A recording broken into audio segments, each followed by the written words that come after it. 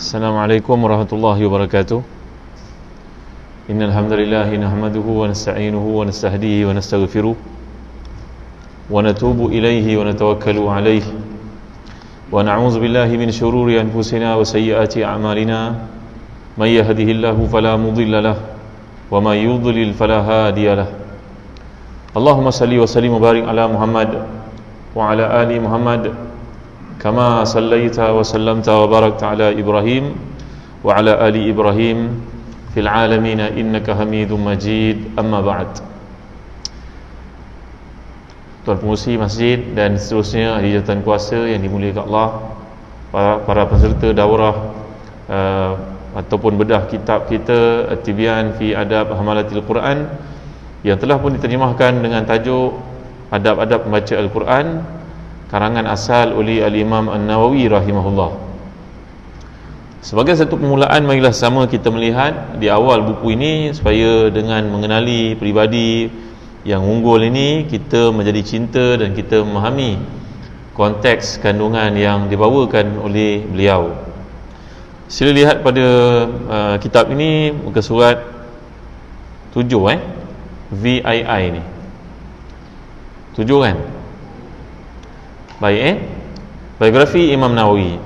Nama beliau adalah Yahya bin Sharafuddin bin Murri bin Hasan bin Hussein bin Muhammad bin Jum'ah bin Hizam An-Nawawi. Beliau digelar dengan nama Abu Zakaria kerana nama Yahya itu ada kaitan rapat dengan Zakaria dalam kebiasaan adat orang Arab. Kerana Nabi Yahya anak kepada Nabi Zakaria. Biasanya orang begitulah. Kalau orang itu namanya Sulaiman, dia dipanggil sebagai Abu Dawud. Walaupun dari sudut sejarahnya Nabi Daud itu ayah daripada Nabi Sulaiman. Begitu juga sebaliknya. Orang yang bernama Daud dipanggil pula dengan nama Abu Sulaiman. Faham Kalau orang itu bernama Ibrahim, dia dipanggil dengan nama Abu Ismail. Kalau namanya Ismail, dia dipanggil dengan nama Abu Ibrahim. Ini style orang-orang Arab lah. Dan memberi nama seseorang dengan bersandarkan kepada nama anak, itu satu sunnah rupa-rupanya.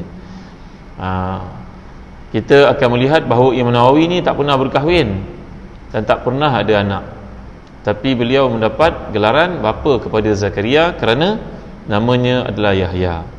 Ini satu sunnah kebiasaan orang-orang Arab yang diambil daripada Nabi mereka Muhammad sallallahu alaihi wasallam, iaitu Nabi suka menggelar para sahabat ini walaupun mereka masih kecil, anak-anak sahabat, budak-budak lagi pun Nabi dah panggil dengan nama gelaran Abu ini. Tuan-tuan dah ada nama Abu sekarang? Yang depan saya Mama ini. Abu Umar, Abu Ali, Abu Hasan, Abu Khadijah, Abu Aisyah. Yang belakang sana Ummu Aisyah, Ummu Umar contohnya. Ini satu sunnah.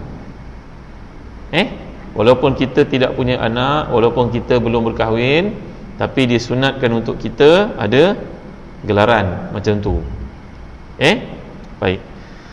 Jadi beliau digelar dengan nama Abu Zakaria kerana Yahya ada kaitan rapat dengan Zakaria dalam adat orang Arab. Malahan ia satu cerita yang dikemukakan dalam Quran, iaitu kisah Nabi Yahya dengan Nabi Zakaria. Beliau digelar dengan nama Muhyiddin yang maksud penghidup agama kerana kewibawaannya dalam bidang ilmu, perjuangannya menghidupkan sunnah dan menentang bid'ah. Kita akan lihat metodologi Imam Nawawi ni seorang imam yang menitik beratkan bab hadis.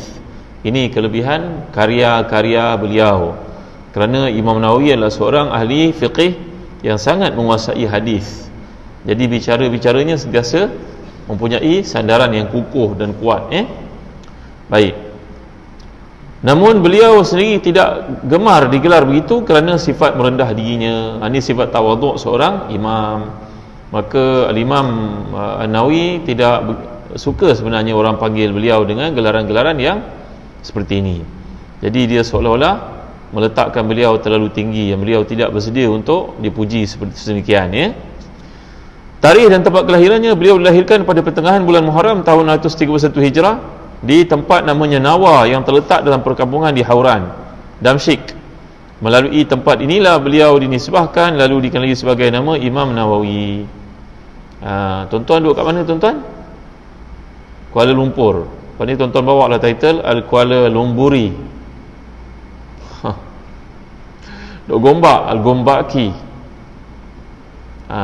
Orang dari Melaka, Al-Malakawi. Johor, Al-Jauhari contohnya. Kelantan, Al-Kalantani. Ya, jadi begitulah gelaran yang dinisbahkan biasanya kepada seseorang kerana tempat lahirnya atau tempat dia menuntut ilmu. Jadi beliau telah menghafaz Quran sejak kecil. Pada tahun 649 Hijrah, beliau telah pun berhijrah ke kota Damsyik untuk mendalami ilmu kerana tempat itu terkenal dengan kemeriahan suasana ilmu dan dibanjiri oleh para ulama. Sampailah ke hari ini, Damsyik merupakan pusat pengembangan ilmu Islam. Di situ ramai para ulama.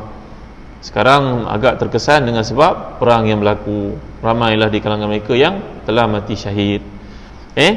Baik.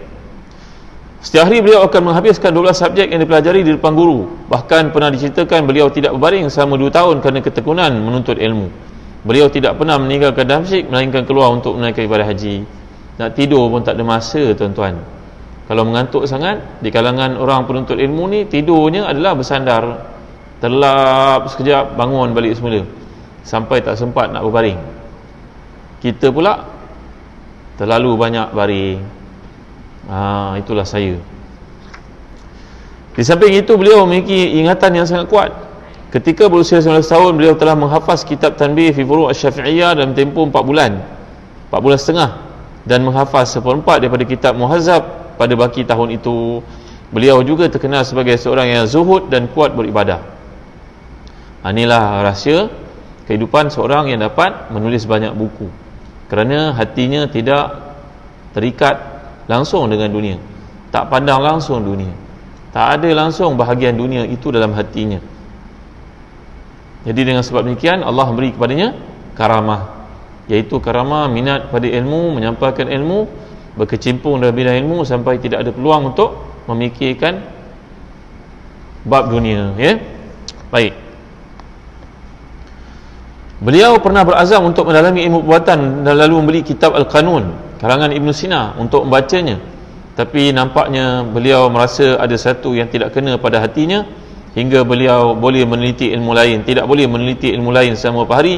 Beliau lantas beristikharah, berfikir, dan akhirnya merasakan punca kepada terbantutnya usaha menyati ilmu itu kerana kesibukannya membaca kitab Al-Qanun. Lalu dia pun menjual kitab itu. Orang dulu nak dapat kitab, mereka beli, dipanggil kurasa. Kurasa ni buku exercise book zaman dulu lah. Nanti dia akan galaskan tanggungjawab menulis sesuatu ilmu itu pada orang yang tulisannya cantik, dipanggil Al-Katib. Zaman dulu tak ada mesin percetakan macam kita. Jadi setengah daripada guru nak mengajar kitab, dia kata pada anak murid dia, "Kena aku mengajar kitab sekian, boleh? Engkau syarat dia, engkau kena bawa kitab itu satu bagi aku satu." Maka itulah cara guru zaman dahulu dapat kitab. Mereka tak ada duit nak beli. Maka anak murid ini dia kena cari duit lah. Dia kena belanjakan, beli 2 kurasa, 2 buku kosong. Bagi ada seorang kerja dia menulis je, orang tu akan tulis. Nanti bagi pada dia, dah siap 2 buku, katalah selama 10 hari. Dia pun jumpa dengan tuan guru. Tuan guru, ni kitab saya minta tuan guru mengajar. Mana dia? Tuan guru pun ambil kitab itu satu, dia pun ambil satu. Tuan guru baca, dia tengok, dia dhabit. Itu cara kadang-kadang dilakukan oleh seseorang penuntut ilmu. Ada pula anak murid ni jumpa dengan tuan guru nak belajar ilmu. Tuan guru kata, kitab apa kau nak belajar? Kitab sekian. Kau pergi dapatkan kitab. Dia pun suruhlah seorang penulis kitab itu untuk tulis. Kerjanya menulis je, tulisannya cantik. Dia membayar pada orang itu upah tulisan. Dia jumpa dengan tuan guru, dia baca. Tuan guru mengimlakkan ataupun menyampaikan daripada ingatannya. Ada macam-macam cara. Tuan-tuan yang dimuliakan Allah sekalian, ada seorang ulama besar di Damsyik, namanya Syekh Badaruddin Al-Hasani, seorang ulama yang sangat hebat, terkemuka, yang telah meninggal dunia lebih kurang 80 tahun yang lalu, lebih 80 tahun lalu. Dikatakan Imam Badaruddin Al-Hasani ini seorang ulama yang kalau anak-anak muridnya beribu-ribu datang belajar ilmu di depannya, mereka membaca kitab, Imam Badaruddin Al-Hasani ini baca kitab lain. Dia masa dia tak ada, jadi dia dengar anak murid dia baca, dia sedang baca kitab lain. Tapi kalau anak muridnya berhenti saja baca, dia faham, mesti ada benda dia tak faham. Dia tahu anak murid tu ada faham perkara yang tak difahami olehnya, maka dia boleh syarahkan apa yang orang itu baca, sedangkan dia sedang baca kitab lain. Ini dipanggil sebagai karamah seorang ulama. Lalu dikatakan kalau ilmu para ulama di Damsyik itu diletakkan di satu timbangan dan ilmu Syekh Badruddin Al-Hasani di satu timbangan yang lain, tentulah ilmu Syekh Badruddin Al-Hasani ini akan memberati timbangan itu, nak menceritakan kealimannya. Ini zaman dulu-dulu punya suasana menuntut ilmu. Zaman kita lah ni dah senang, pergi je kedai buku beli kitab. Zaman dahulu tidak seperti sekarang, susah nak dapat kitab ditulis tangan. Seorang ulama besar mazhab Hanbali namanya Ibnu Jauzi. Jadi kebanggaan para ulama mazhab Hanbali untuk menyimpan karya imam besar mazhab Hanbali, iaitu Imam Ahmad bin Hanbal. Kalau orang mazhab Syafi'i, dia bangga simpan tulisan tangan Imam Syafi'i, simpan berketurunan sampai berapa ratus tahun, berlumba-lumba untuk dapat kitab turas, naskah, manuskrip tulisan Imam Syafi'i itu disimpan. Maka begitu juga mazhab Hanbali, mereka menyimpan tulisan Imam Ahmad bin Hanbal. Kata Ibnu Jauzi, ketika berlaku banjir besar di Baghdad, kan saya dah sebut tadi, kitab-kitab ini tulisan tangan dengan dakwah zaman dulu-dulu. Bila berlaku banjir, menenggelamkan kitab-kitab dalam kutubkhana itu, lalu bila dibuka kitab yang kadang-kadang tulis daripada kertas, kadang-kadang daripada kulit itu, mereka melihat tulisannya semua luput, nangis mereka. Hilanglah tulisan, penat bagi orang tulis, kena bayar. Tiba-tiba Ibnu Jauzi berkata, aku melihat tulisan tangan Imam Ahmad yang telah para ulama simpan sampai ke tangan aku ratusan tahun usianya. Tulisan tangan dakwah zaman dulu. Walaupun banjir itu menyebabkan semua tulisan buku-buku lain hilang, tapi Imam Ahmad ni Allah jadikan karamah, tulisan tangannya, tulisan itu tidak luput walaupun kena banjir air yang kuat pada buku itu. Kami buka buku itu, kami dapati dalamnya tidak luput, satu titik pun tidak hilang. Itu tulisan tangan Imam Ahmad bin Hanbal. Allah mengekalkan mazhabnya dan Allah memuliakannya, tulisannya pun tidak hilang kena dengan air banjir. Baik. Jadi sifat Imam Nawawi ini, beliau seorang ulama yang zuhud, wara', sabar, selalu mendekatkan diri kepada Allah dan tegas melakukan amar ma'ruf nahi munkar. Beliau tidak pernah makan buah-buahan pada zamannya di Damsyik kerana tahu ada unsur syubhah pada kebunnya. Tidak pernah masuk ke tandas awam, hanya makan sekali saja dalam sehari waktu isyak serta minum air ketika sahur. Ini cerita yang bila kita baca, kita merasakan mereka ni memanglah Allah SWT lahirkan untuk ilmu sebenarnya, kesungguhannya. Dia tak ada makan benda sebarangan. Dikatakan ulama-ulama yang wara' ini memanglah tidak jadi masalah kepada kita untuk beli jualan itu, kerana kita tak ada kena-mengena pun dengan yang menanam sayur, tak ada kena-mengena pun dengan peraih ikan dan sebagainya. Tapi bagi orang-orang saleh yang wara', semua itu ada kaitan dengan dirinya. Lalu dia tidak makan kerana mendengar mungkin ada orang merampas tanah di Damsyik, mencuri tanah orang lain, menanam tanpa kebenaran pemilik tanah. Kan? Tuan-tuan, ada tanah-tanah dalam Kuala Lumpur ni, orang yang punya tidak diketahui, tapi orang kat pejabat tanah tahu. Pemilik tanah itu mungkin sudah mati berkurun-kurun, anak-anaknya tidak ada, zuriatnya tidak ada, maka mereka gunakan tanah itu sewenang-wenangnya. Betul tak? Sebab dia duduk kat pejabat tanah, kadang-kadang dia boleh jual pula tanah tu. Dia kata, kau pakai je tanah ni, bayar duit kat aku, kerana pemiliknya dia tahu sudah mati, tak dapat ditemui. Ini pengalaman peribadi saya, tuan-tuan. Satu bangunan 3 tingkat, di rumah kedai, sewanya mahal, 8-10 ribu satu bangunan itu, tingkat 1 sampai tingkat 3 kan, daripada bawah ke atas. Bawah boleh buat showroom. Bangunan dulu besar. Maka pemilik bangunan ini mati, anaknya tidak ada, anaknya migrate overseas, anaknya pun tak tahu. Harta bapaknya banyak, anaknya pun tidak tahu, anaknya pun sudah berjaya di luar negeri katanya. Maka orang ini tahu tanah bangunan itu milik seorang yang telah mati, anak-anaknya tak peduli. Dia pun pergi bayarkan bil yang tertunggak, tak berapa ratus harganya, bil elektrik, bil air, lalu dia claim bangunan dia. Sekarang setelah 20 tahun dia makan hasil bangunan itu. Macam mana, tuan-tuan? Bayangkan kalau sebulan dia dapat 8 ribu kali 2 bulan, 96 ribu kali 20 tahun, berapa juta dia dapat? La ilaha illallah Muhammadur Rasulullah. Jadi tuan-tuan, Imam Nawawi ni punya keprihatinannya terhadap aspek sedemikian. Dia tidak mahu makan yang syubha. Dia tahu di Damsyik itu ada orang mengusahakan tanah yang bukan miliknya, menjual hasilnya, maka Imam Nawawi tidak makan buah-buahan dan sayur-sayuran yang ada di Damsyik. La ilaha illallah Muhammadur Rasulullah. La haula wala quwwata illa billah. Gitu juga Imam Ahmad yang saya ceritakan tadi, pernah dia mendapat tahu ikan yang ada dalam Sungai Furat itu makan daripada sumber makanan yang dibuang orang daripada benda-benda syubha, maka Imam Ahmad tidak makan ikan-ikan yang ada di Baghdad. Macam mana tuan-tuan? Kita ambil peduli tak ini ayam yang kita beli kat mana-mana? Ambil peduli tak kita beli ikan di mana-mana? Memanglah tak salah, ikan tu kalau dimakan bangkai sekalipun, dimakan benda kotor sekalipun, makan benda najis sekalipun, yang kita kena buat kalau kiaskan kepada pokok yang makan daripada yang dapat curahan baja daripada najis yang haram, dia ada dipanggil jallala. Binatang yang makan daripada sumber yang haram macam daging khinzir contohnya, maka ayam itu ataupun ikan keli itu tidak boleh dimakan terus. Dia biarkan melalui proses pembersihan selama lebih kurang 2 minggu. 2 minggu kemudian baru boleh makan. Setengah ulama mengkiaskan pokok pun demikian juga, walaupun tidak ada nas yang menjelaskan demikian. Tapi bagi orang saleh yang warak, dia tidak mahu terlibat langsung, maka dia menjauhi perkara-perkara syubhah. La ilaha illallah Muhammadur Rasulullah. Nampak gaya kita semua kena bela ikan, kena bela ayam sendiri lah nampaknya. Macam ada harapan tuan-tuan nak bela ayam kat rumah?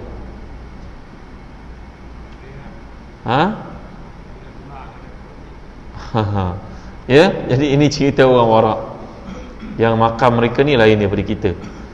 Ya, kita tidaklah dituntut sampai ke tahap seperti ini, tapi bagi orang-orang saleh berpegang kepada hadis yang mana Nabi SAW sabda, la yablu ahadukum darajatan minal muttaqin hatta yada'a ma la ba'sa bihi makhafata mimma fihi ba'sun. Tidak akan mencapai seseorang itu darjat orang yang warak, yang bertakwa, sehingga dia meninggalkan satu benda yang pada dasarnya kelihatan tidak ada apa-apa, tetapi dalam tak ada apa-apa itu ada sesuatu yang bahaya padanya. Maka ini adalah pendirian polisi para salihin. Beliau tidak pernah menerima hadiah daripada sesiapa pun. Hidup hanya membekalkan roti dan buah tin yang diberikan oleh bapanya. Bila ada orang menziarahinya, bicaranya lah ilmu. Bila ada orang yang duduk bersamanya, beliau akan berikan buku supaya orang itu tidak mengganggunya. Allahu Akbar, Masya Allah. Datang je kat rumah, kita bagi dia kitab. Pegang kitab ni, tak payah bersembang dengan saya. Kerana bagi Imam Nawawi tidak mahu bersembang benda yang sia-sia. Cakap benda-benda buang masa, benda-benda yang menjauhkan kita daripada Allah, mencerita hal orang, mengumpat orang dan sebagainya. Maka Imam Nawawi tak suka benda itu. Siapa saja datang ke rumahnya, dia beri kepada orang itu kitab, ambil kitab dia baca, tak payah bersembang. Antara guru beliau ialah Imam Kamaluddin Abu Ishaq, Abu Ibrahim Ishaq bin Ahmad bin Osman Al-Maghribi, Imam Kamaluddin Abu Hasan Salar bin Hasan bin Umar Al-Irbili, Imam Syamsuddin Abdul Rahman bin Nur bin Muhammad Al-Maqdisi, Al-Qadhi Umar bin Bundar bin Umar At-Taflisi, Syekh Izzuddin Umar bin As'ad bin Abu Ghalib Al-Ribi'i Al-Irbili, dan ramai lagi dalam bidang itu. Murid-muridnya pula ialah Imam Alauddin Ali bin Ibrahim Ibn Attar. Ini adalah salah seorang anak murid Imam Nawawi yang terkemuka, banyak menulis bagi pihak Imam Nawawi, namanya Ibn Attar. Ini banyak karangannya, macam gurunya juga Imam Nawawi. Yang kedua, Imam Jamaluddin Yusuf bin Abdul Rahman bin Yusuf Al-Mizzi, ini ulama hadis terkemuka. Kemudian Qadhi Al-Qudha Muhammad bin Abu Bakar Ibn Naqib. Kemudian Imam Badruddin Muhammad bin Ibrahim bin Sa'dullah bin Jama'ah, dan ramai lagi. Ini Ibn Jama'ah. Antara sumbangan beliau dalam bidang ilmu adalah menerajui Darul Hadis Al-Ashrafiyah di Damsyik selepas kewafatan Imam Abu Syamah. Selain daripada berkhidmat dalam berbagai bidang ilmu yang lain seperti fiqh, hadis, bahasa Arab dan banyak lagi, di antara karyanya Al-Minhaj Syarah Sahih Muslim bin Hajjaj, Al-Arba'un fi Mabani Al-Islam wa Qawaid Al-Ahkam, Irsyad Tulab Al-Haqa'iq ila Ma'rifah Sunan Lil-Khalaiq, Taqrib wa Taysir fi Ma'rifah Sunan Bashir Nazir. Al-Azkar, ini kitab Al-Azkar ni para ulama kata iktani Al-Azkar qabla dar. Belilah kitab Azkar sebelum beli rumah. Mereka menjadikannya satu tamsilan, perumpamaan. Mana memiliki kitab Azkar ini lebih baik kita lakukan sebelum beli rumah, kerana dalam Al-Azkar ini mengandungi banyak petua, panduan, ilmu, doa yang dianjurkan oleh Rasulullah dan para sahabat. Sebagai contohnya, doa kalau lihat kebakaran, apa kita nak baca? Tahu tuan-tuan, doa lihat kebakaran nak buat apa? Tak tahu? Qulna ya naru kuni bardan wa salaman ala Ibrahim. Tidak. Bila melihat kebakaran, azan. Di samping panggil bomba, azan. Nampak tuan-tuan? Jadi itu sebab para ulama berkata iktani al-azkar qabla dar. Belilah kitab azkar sebelum beli rumah, kerana dalamnya mengandungi panduan petua yang boleh kita baca sendiri tanpa guru sebenarnya, kerana ia doa-doa, amalan-amalan, bimbingan-bimbingan. Kemudian beliau juga mengarang kitab namanya Bustanul Arifin. Kemudian kitab Riyadhus Salihin, kitab yang sangat penting dalam bidang akhlak, amalan, namanya Riyadhus Salihin. Pernah dengar Riyadhus Salihin? Orang Gombak pernah dengar? Riyadhus Salihin. Kitab ni penting untuk kita baca, kita miliki. Kemudian At-Tibyan yang kita sedang baca sekarang, Majmu', kitab ini kitab besar, comparison di antara mazhab Syafi'i dengan mazhab-mazhab yang lain, iaitu Abu Hanifah, mazhab Malik, mazhab Hambali. Nama kitab ini kitab Majmu'. Tapi Imam Nawawi tak sempat nak menyempurnakan kitab Majmu' ini, kerana beliau wafat sebelum cita-cita yang mulia itu dipenuhi. Dia wafat, dia meninggal dunia. Selepas dia meninggal dunia, datanglah Al-Imam As-Subki menyempurnakan Majmu'. Kemudian Imam As-Subki pun meninggal dunia, datang lagi seorang ulama Azhar bernama Syekh Muhammad Najib Al-Muti'i menyempurnakan. Dan setiap kali kita lihat penyempurnaan itu berlaku, berbeza daripada metod Imam Nawawi yang asal. Kerana metod Imam Nawawi ketika menulis peringkat pertama dulu, bahasanya sangat kukuh, ayatnya sangat hebat, dalilnya sangat kuat, bacaannya menyeluruh. Datang imam yang menggantikan, meneruskan karya tersebut, kita lihat ada kelompangan, kekurangan. Mereka lebih jauh, lebih baik daripada kita, betul, tapi kita nampak kelompangan itu berlaku kerana kurangnya ilmu orang datang kemudian, standardnya tak sampai. Kemudian imam itu meninggal dunia, Subki meninggal dunia, datang Imam Muhammad Najib Al-Muti'i, seorang ulama Azhar yang hebat, menyempurnakan. Kita nampak lagi drop lagi dia punya kualiti, standardnya jatuh lagi. Hebatnya ilmu orang yang terdahulu, kerana keikhlasan dan kesungguhan yang tidak ada pada orang terkemudian. Kalau bab dunia, mana hebat? Engineer dulu ke engineer sekarang? Cuba jawab ke saya. Doktor dulu ke doktor sekarang? Arkitek dulu ke arkitek sekarang? Mana lebih hebat? Sekarang lebih hebat. Sekarang banyak tools, banyak alat. Orang dulu kalau nak lukis, dia tak pakai AutoCAD ke apa, tak ada.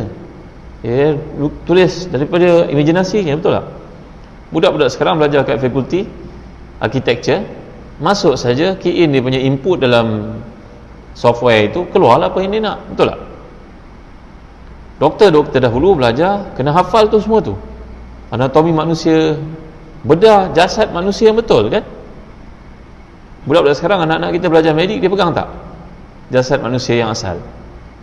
Macam doktor dulu nak belajar, kena import, beli mayat itu dari India kan. Tuan-tuan tahu tak? Tapi doktor sekarang banyak pakai alat komputer. Nak terangkan jantung, tekan tab kat YouTube, keluar. Mana lebih hebat, doktor dulu ke doktor sekarang? Masing-masing hebat lah tuan-tuan. Kita tak menafikan siapa pun. Tapi sebaliknya dalam Islam, orang terdahulu lebih hebat daripada orang terkemudian, kerana orang terdahulu tu lebih dekat dengan Rasulullah dan kefahamannya lebih baik daripada orang kemudian. Beza orang dulu dengan orang kemudian. Seorang ulama yang terkenal di Terengganu, ketika British datang untuk menjajah Terengganu, dia pakai serban dia, digerakkan serban dia je, kapal perang British itu sengit. British nak tunjukkan dia hebat, British panggil dia bermesyuarat di atas kapal perang British dengan Raja Terengganu yang tergetar-getar pada masa itu, takut British nak ambil negara dia kan. Alim ini relax je, karamahnya. Dia duduk kat situ, dia pun gerakkan serban dia, kapal itu sengit. Dia betulkan serban dia, kapal tu tegak balik. British pun terkejut, takut British. Kamu nak tunjuk kamu action, kapal kamu ni macam serban aku saja. Aku tanggalkan, pecah dia. Maka tuan-tuan dimuliakan Allah sekalian, orang terdahulu makin awal, makin dekat dengan Rasulullah, ilmu mereka lebih sempurna banding orang kemudian. Ini dalam kaitan, hubung kait kita dalam ilmu Islam. Tapi ilmu-ilmu dunia saya tidak pasti, masing-masing ada kelebihannya. Baik, pujian para ulama terhadapnya. Imam Zahabi berkata, beliau adalah syekh, imam, ikutan, al-hafiz, zahid. Zahid ni makna orang zuhud. Zuhud ni tak semestinya kena miskin, duduk pakai baju buruk. Tak. Zuhud ini kadang-kadang orang yang kaya pun bersifat zuhud. Zuhud berarti meninggalkan dunia, tidak melihat dunia itu keutamaan. Itu berarti zuhud. Kadang-kadang ada orang miskin tapi hatinya tamakkan dunia. Ya, kesombongannya luar biasa padahal dia miskin. Jadi orang sangat dibenci oleh Allah. Kalau orang kaya yang sombong, mungkin itu munasabah kerana dia kaya. Tapi kalau orang miskin pun sombong, ini peliklah tuan-tuan dimuliakan Allah sekalian. Pelik orang semikian. Jadi kembali kepada pujian para ulama, berkata terhadapnya, beliau seorang yang kuat beribadah, faqih, mujtahid yang rabbani. Mujtahid maknanya beliau ni boleh menerbitkan hukum, layak memberikan fatwa, seorang yang sangat tinggi makamnya. Beliau digelar dengan nama Syekhul Islam. Syekhul Islam ni maknanya gelaran yang sangat mulia, ketua bagi orang Islam. Dan orang yang sangat baik di kalangan manusia. Syekh Abdul Rahim Al-Ikmimi berkata, Syekh Muhyiddin An-Nawawi menurut manhaj para sahabat, dan kami tidak tahu ada orang lain pada zaman kami yang menuruti manhaj para sahabat melebihi cara beliau. Kerana ini pujian ditujukan kepada Imam Nawawi sebagai seorang yang sangat mengamalkan kehidupan, berteraskan kepada amalan para sahabat. Selepas berlaku perselisihan antara beliau dengan Sultan Zahir Baybars, akibat fatwanya tidak menyokong pemerintah, maka beliau telah pun dihalau keluar dari Damsyik dan pulang ke kampungnya. Beliau dijemput semula ke Damsyik untuk mengajar di sana setelah kemangkatan sultan itu. Mati juga sultan itu sebenarnya. Jadi sombong sangat, apa hal tuan-tuan? Ya, jadi pemimpin ni carilah keridhaan Allah dan binalah hubungan dengan manusia. Tak usah duk sombong sangat. Kerana di mana saja kita berada, kita tetap hamba Allah. Kemudian beliau pun pergi menunaikan ibadah haji, menziarahi Baitul Maqdis dan makam Nabi Ibrahim. Di Baitul Maqdis ada makam Nabi Ibrahim dan isterinya. Kemudian makam Nabi Ishaq dan isterinya, Nabi Yaqub dan isterinya ada di Baitul Maqdis. Tuan-tuan ada peluang nanti nak pergi ke Baitul Maqdis, bolehlah pergi bersama kami di Zahzan Travel. Di Zahzan Travel. Ya, yang biasa saya pimpin, biasanya kita pergi 2 kali setahun ke tempat ni. Kita boleh melihat Masjid Nabi Ibrahim Al-Khalil, kemudian makam yang ada kat situ. Tapi malangnya pada hari ini orang-orang Yahudi telah pun membahagi 2 masjid itu, menganggap sebahagian milik mereka, sebahagian milik orang Islam. Kecil lah bahagian orang Islam. Kalau hari-hari perayaan Yahudi, maka masjid itu ditutup terus. Dan nak masuk ke Masjid Ibrahim Al-Khalil ni tuan-tuan, nak masuk dia macam kita nak masuk satu tempat yang sangat sulit, kena melalui jeriji, melalui pemeriksaan tentera, kena tunjukkan pasport, macam kita nak masuk sempadan yang baru. Inilah kelakuan Yahudi terhadap umat Islam di negara umat Islam di Palestin. Jadi ini tempat Nabi Ibrahim dimakamkan selepas beliau kembali dari Mekah mendirikan Kaabah bersama dengan puteranya Ismail, datuk Nabi kita Muhammad sallallahu alaihi wasallam. Nabi Ibrahim akhirnya wafat di Palestin. Tempat ni namanya makam Ibrahim, Masjid Ibrahim Khalil. Yang dulu beberapa tahun lalu, lebih kurang 20 tahun lalu, Yahudi menembak mati orang Islam pada bulan puasa ketika mereka semayang, iaitu sembahyang subuh kan, hari pertama Ramadan kan. Dan kemudian akibat daripada perbuatan jahat Yahudi itu, dia ditangkap, dihukum, dianggap dia orang gila, dilepaskan, diringankan hukuman untuk dia. Dan kemudian Yahudi mengambil langkah menjadikan tempat itu tempat keselamatan utama. Nak memasukinya macam kita nak masuk daerah yang lain, macam nak masuk negara yang lain. Baik. Kemudian beliau pergi menunaikan ibadah haji, menziarahi Baitul Maqdis dan makam Nabi Ibrahim. Kembalinya ke kampung halaman beliau, jatuh sakit dan akhirnya wafat di sisi bapanya pada 24 Rejab tahun 676 Hijrah, usianya 45 tahun. Dikumikan di situ muda usianya 45 tahun. Tidak pernah berkahwin, tidak ada anak. Ya, hidupnya untuk ilmu, menyampaikan ilmu. Tapi jangan di kalangan kita menjadikan ini contoh terbaik, kerana contoh terbaik adalah Rasulullah sallallahu alaihi wasallam, iaitu Rasulullah berkahwin dan punya anak-anak. Ini para ulama ini mereka mengambil sikap demikian kerana sebab-sebab yang tertentu. Mungkin kerana tak mampu, mungkin kerana sakit. Sayyidina Umar Khattab radhiyallahu anhu, kalau seseorang itu tidak berkahwin usianya 40 tahun, Sayyidina Umar akan tegur, utamanya yang lelaki. Sayyidina Umar bertanya kepadanya, "Kenapa kau tak kahwin?" Kalau dia menjawab jawapan tertentu, Sayyidina Umar kata, orang tak berkahwin usianya 40 tahun, sama ada dia sakit ataupun dia ini fasik. Sakit berarti tak mampulah. Fasik, dia suka melakukan perkara maksiat, maka dia tidak mahu ada tanggungjawab. Itu maksud Sayyidina Umar Khattab radhiyallahu anhu. Jadi ada juga orang yang tak berkahwin ni kerana tak mampu. Ada yang tak berkahwin kerana terpaksa jaga ibu bapa, kan? Tapi kalau berkahwin pun boleh jaga ibu bapa juga, betul tak? Ini terpulanglah pada masing-masing. Tuan-tuan dimuliakan Allah sekalian, satu hari saya lalu di satu tempat di Borneo, nak memasuki lift untuk ke bilik rehat di hotel itu, saya ditegur oleh seorang pekerja hotel itu.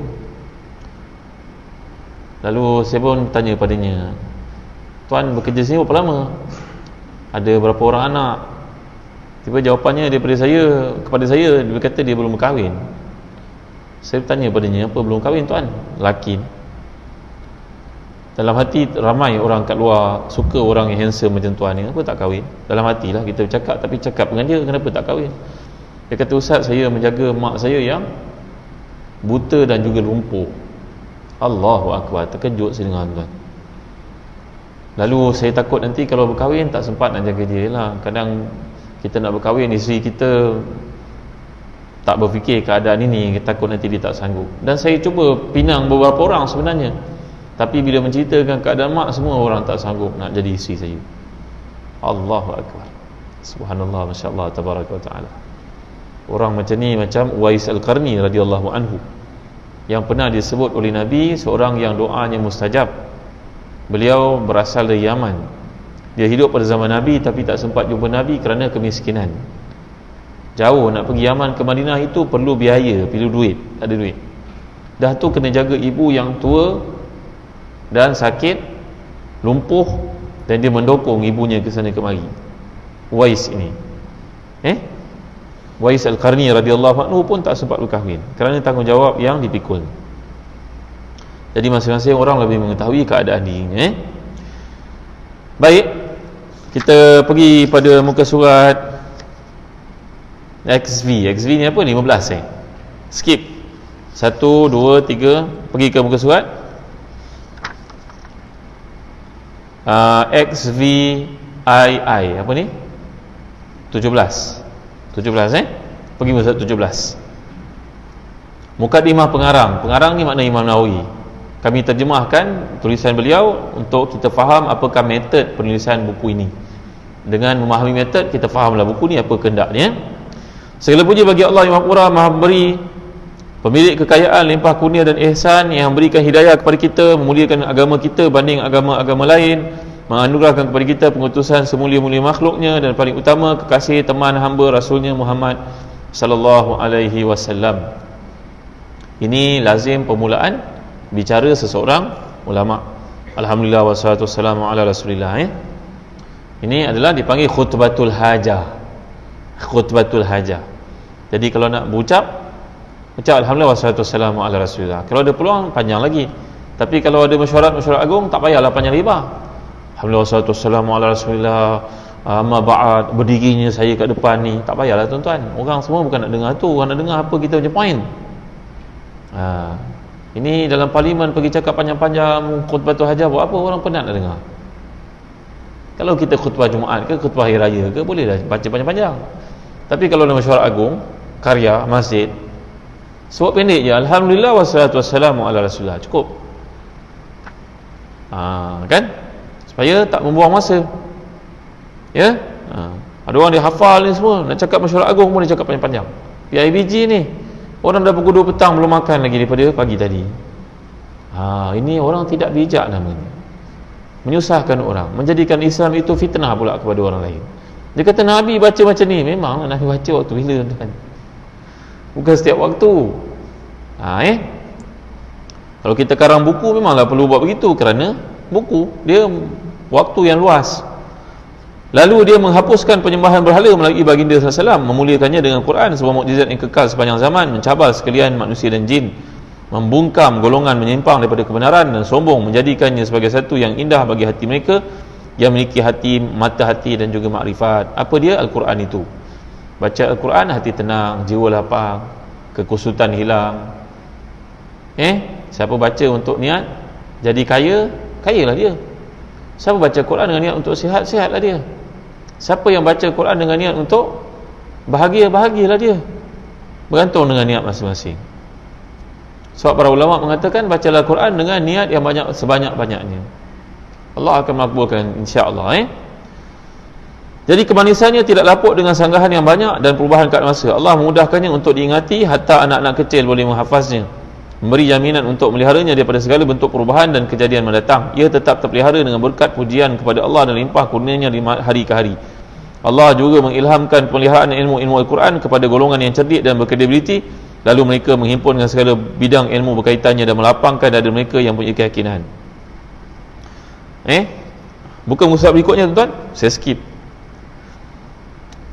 Muka surat XVIII 18. Tadi 17, muka 18. Bawah bintang yang 3 tu, paragraf yang baru, paragraf yang kedua, muka surat berikutnya. Adapun seterusnya, Allah telah mengurniakan kepada umat ini, moga Allah menambah kemuliaannya, agama yang diridai iaitu Islam, mengutuskan sebaik-baik makhluk untuk mereka adalah Muhammad SAW.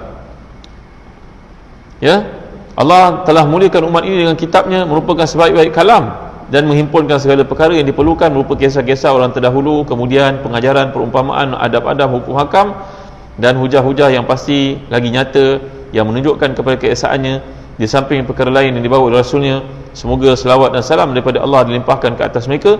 Begitu juga Al-Quran menghimpunkan hujah-hujah yang mengalahkan kuat kufar, mereka yang sesat dan berpribadi hina. Allah melipat gandakan ganjaran Quran, pahala dalam bacaan Quran, serta memerintahkan supaya mengambil berat dan mengagungkannya, melazimi adab-adab bersamanya, serta selaya upaya untuk beri kehormatan kepadanya. Jadi dalam hidup ni kena ada adab-adab. Kita kalau nak, sebagai contohnya, nak adakan kenduri kahwin, maka kita bertanya kepada orang pernah adakan kenduri kahwin, macam mana nak adakan? Dia pun cakap, kau kena cari tukang masak yang bagus, berapa orang kau nak jemput, dewan kat mana, bila tarikhnya. Kena ada cara-cara lah tuan-tuan, bukan semerono saja main buat-buat. Maka dalam kehidupan ini Allah telah menurunkan Al-Quran, bagaimana adab kita dengan Quran itu, bagaimana style kita nak berurusan dengan Quran itu. Maka Al-Imam Nawawi mengumpulkan segala macam dalil yang buktikan bagaimana kita nak berurusan dengan Al-Quran itu, adab-adab kita pada Al-Quran itu, bermula daripada niat, tindak tanduk kita, cara bacaan kita, semua yang berkaitan dengan Al-Quran itu. Nanti saya akan bentangkan sikit-sikit mana yang sempat daripada kitab yang mulia ni. Selebihnya tuan-tuan boleh baca sendiri kerana kandungannya tidak terlalu berat sebenarnya. Saya nak bagi tuan-tuan kunci saja. Tuan-tuan dapat kunci, tuan-tuan akan boleh buka sendiri peti khazanah ilmu yang hebat. Baik, sesungguhnya ramai di kalangan ilmuwan dan tokoh telah mengarang buku berkaitan kelebihan baca Quran, dikenali di kalangan penuntut ilmu. Kesungguhan untuk mengingatinya lemah, malah untuk menelaahnya pun. Maka jadilah ia tidak dimanfaatkan kecuali oleh individu yang ada kefahaman. Imam Nawawi nak kata, aku mengkaji banyak buku ditulis, tapi buku itu levelnya terlalu tinggi. Bila terlalu tinggi, orang baca orang tak faham. Hanya orang berilmu saja yang faham. Jadi tujuan aku tulis buku ni adalah untuk memudahkan orang faham. Bahasa kau akan lihat mudah, dalilnya mudah, contoh-contohnya sedikit. ringkas, padat, tepat, supaya kamu tidak susah untuk memahami cara kamu memahami kalam Tuhan kamu, memahami Al-Quran Karim, memahami surat yang Allah hantarkan kepada kamu. Aku melihat ramai penduduk di negeri ini, semoga Allah melindungi dan meliharanya, serta seluruh alam yang selalu memberat terhadap bacaan Quran, sama ada dengan cara mempelajari atau mengajar, dalam bentuk pembentangan dan kajian dilakukan, sambil bersungguh-sungguh melakukan semua itu pada malam hari dan siang, mengharapkan keridhaan Allah. Lantas ini mendorongku untuk menghimpunkan sebuah ringkasan berkenaan adab-adab Al-Quran, sifat-sifat yang menghafaz dan menuntutnya. Allah telah mewajibkan sifat ikhlas terhadap kitabnya. Antara bentuk ikhlas ialah menjelaskan adab-adab penghafaz dan juga penuntut Quran, membimbing, mengingatkan mereka supaya sentiasa bersifat ikhlas terhadapnya. Aku cenderung kepada kandungan yang ringkas dalam buku ini, mengelakkan perbahasan yang panjang melirit. Aku hanya fokuskan pada satu sisi ilmu daripada banyak, mengklasifikasikan setiap contoh daripada adab-adab Quran dalam satu cabang ilmu.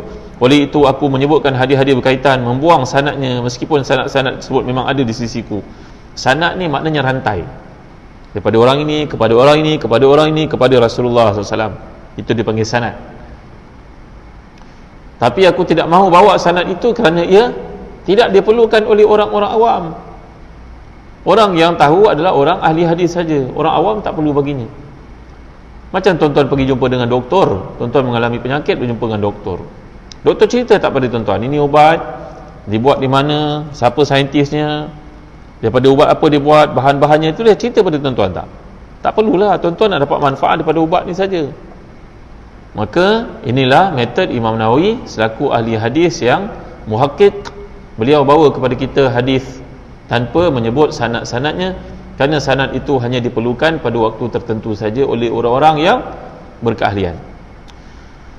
Sebab aku cenderung untuk meringkaskan kerana aku suka ia mudah diingati, banyak datangkan manfaat dan tersebar luas. Kemudian himpunan nama dan bahasa yang rumit pada mana-mana kitab aku khususkan huraian dan penelitian yang ringkas jelas terhadapnya, bertujuan menyempurnakan manfaat yang diperolehi pembaca Quran, menghilangkan keraguan. Sejumlah kaedah dan faedah yang penting aku lagi berharga aku masukkan dalam bab-bab itu. Aku juga beri penjelasan tentang status hadis sahih ataupun lemah, dengan disandarkan kepada para ulama yang meriwayatkannya. Namun dalam beberapa keadaan aku lupa disebabkan jarang ditemui. Maka Imam Nawawi sebut dengan penuh tawaduk, aku lupa. Jadi ada kelemahan tentu bagi menunjukkan manusia ni tidak sempurna. Yang sempurna hanyalah Allah sahaja. Kita bila baca karya ulama-ulama, kita akan dapati ada kekurangan, betul. Tapi ambillah yang kelebihan itu, kerana kelemahan adalah sifat manusia. Kita ada imam kat kampung, imam kita bacaannya bagus sangat, tapi pada satu pagi tu dia terlupa. Ayat yang simple pun dia tak ingat, ayat panjang-panjang semua dia ingat, ayat pendek dia tak ingat. Maka tidak mengurangkan kedudukannya sebagai orang yang mulia. Adat manusia itu melakukan kesalahan. Nampak Baik. Ketahuilah bahawa ulama hadis dan selain mereka mengharuskan beramal dengan hadis lemah dalam fadailul amal. Nampak? Maka hadis lemah boleh beramal dalam bentuk benda-benda bersifat fadilat. Macam orang doa itu bulan Rajab Sya'ban, Allahumma barik lana fi Rajabin wa Sya'ban wa ballighna Ramadan. Hadis ini lemah. Walaupun lemah tapi maksudnya baik, minta kepada Allah keberkatan, maka amalkanlah. Faham? Kita dapat anak, azan kat telinga kanan, qamat kat telinga kiri, itu hadis lemah tu. Hadis lemah ya, tapi dia adalah satu kelebihan beramal. Nak anak itu mendengar kalimah tauhid seawal keluarnya ke muka bumi. Faham? Ini adalah hadis lemah yang diperakui oleh para ulama kerana ia dalam bab fadilat-fadilat beramal. Dia bukan hukum. Sama macam cerita juga. Cerita, ia cerita. Cerita tidak melibatkan hukum. Apa cerita? Contohnya, cerita bahawa Sayyidina Bilal bin Rabah radhiyallahu anhu, beliau ni sangat cinta pada Rasulullah. Bila Rasulullah wafat, dia tidak sanggup lagi mengumandangkan azan. Kalau dikumandangkan azan sampai kepada asyhadu anna Muhammad Rasulullah, asyhadu la ilaha illallah, asyhadu anna Muhammadar Rasulullah, dia akan pengsan, dia tak boleh sempurnakan azan itu. Kerana dia duduk kat Madinah, dia tengok makam Nabi, dia azan keluar saja, aku naik saksi tiada Tuhan melainkan Allah dan juga Muhammad itu pesuruhnya, dia pengsan, dia tak boleh sempurnakan azan. Cerita ni cerita lemah, sanadnya lemah, tapi dia cerita, dia tidak ada kaitan dengan hukum. Nampak tuan-tuan? Ini ada orang dia baru belajar hadis sikit, habis semua orang disalahannya.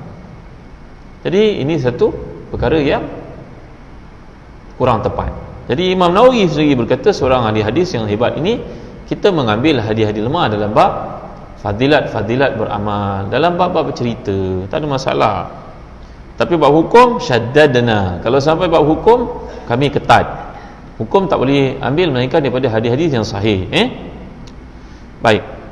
Hanya kepada Allah yang Maha Murah jualah pergantungan dan peganganku, dan aku berserah kepadanya, meletakkan sandaran aku mohon kepadanya agar berada atas jalan lurus, terpelihara daripada keadaan orang menyimpang dan degil, dan kekal pada jalan itu, mengharap pertambahan dan dalam kebaikan. Aku merendahkan diri kepada Allah supaya dia beri petunjuk kepadaku untuk mencapai ridhanya, menjadikan aku sebahagian daripada orang yang takut dan bertakwa padanya dengan sebenar, berikan petunjuk kepadaku dengan niat yang baik, memudahkan segala kebaikan bagiku, membantu melakukan perbuatan mulia, menjadikan aku berada dalam keadaan seperti ini hingga ke akhir hayat. Kebanyakan ulama-ulama Islam, mereka menulis, dan buku-buku mereka yang hebat ini dicetak selepas kematian mereka, kerana mereka takut dalam penghasilan buku-buku itu ada unsur-unsur riak, sum'ah dan sebagainya. Maka mereka amat berjaga-jaga. Contohnya seorang ulama mazhab Syafi'i yang lain yang terkemuka, namanya Al-Imam Al-Mawardi, pengarang kitab fiqh dan juga hadis, fiqh dan juga tafsir yang hebat itu. Beliau tidak benarkan buku itu diterbitkan melainkan bila dia dah wafat. Itu pun dipesan pada anak muridnya paling akrab, paling baik, anakku, kalau aku sakit sakaratul maut nanti kau pegang tangan aku, kalau engkau dapati tangan aku lepaskan daripadamu, kamu bolehlah terbitkan buku-buku aku, menandakan aku tidak mengharapkan kasihan belasmu, aku mengharap kasihan belas Allah. InsyaAllah Allah menerima amalanku. Kalau aku berkeadaan macam tu, engkau boleh publish buku-buku aku. Tapi sebaliknya, kalau ketika aku nak mati itu, aku pegang tangan kau, aku genggam kuat-kuat, menandakan aku tidak dapat rahmat Allah, maka aku takut nak jumpa dengan Allah, aku tak ikhlas dalam amalan aku. Dengan sebab itu, buku-buku aku yang banyak-banyak yang telah aku tulis itu, silalah bakar, jangan terbitkan. Maka anak murid yang pegang tanggungjawab besar itu, ketakutan dia hari imam yang mulia ni sakit, dia pegang tangan imam, ajar dia talqin, sebut pada dia Allah, Allah, Allah, Tuan Guru Allah. Tiba-tiba bila dekat dengan sakaratul maut, dia merasa tangan imam itu melepaskan tangannya. Yakinlah dia bahawa amalan sang guru diterima oleh Allah.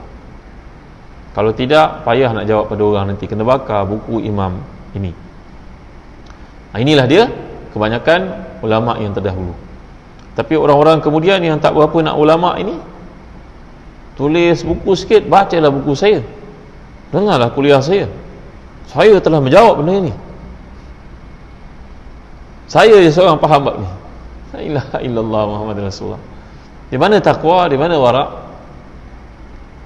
La ilaha illallah Muhammadur Rasulullah. Jadi Imam Nawawi menutup bicaranya di bahagian mukadimah ini dengan berkata, aku mohon kepada Allah mengurniakan semua yang disebutkan tadi kepada semua orang yang aku kasihi, muslimin dan muslimat. Cukuplah Allah bagi kamu, dan dialah sebaik-baik penolong, tiada daya, upaya dan kekuatan melainkan dengan pertolongannya yang maha agung. Inilah kitab yang aku telah tuliskan untuk kamu baca. Bab pertama, himpunan kelebihan pembaca Quran dan para penghafaznya. Bab kedua, keistimewaan pembaca Al-Quran dan bacanya banding yang lain. Bab ketiga, memuliakan ahli Quran dan larangan menyakiti mereka.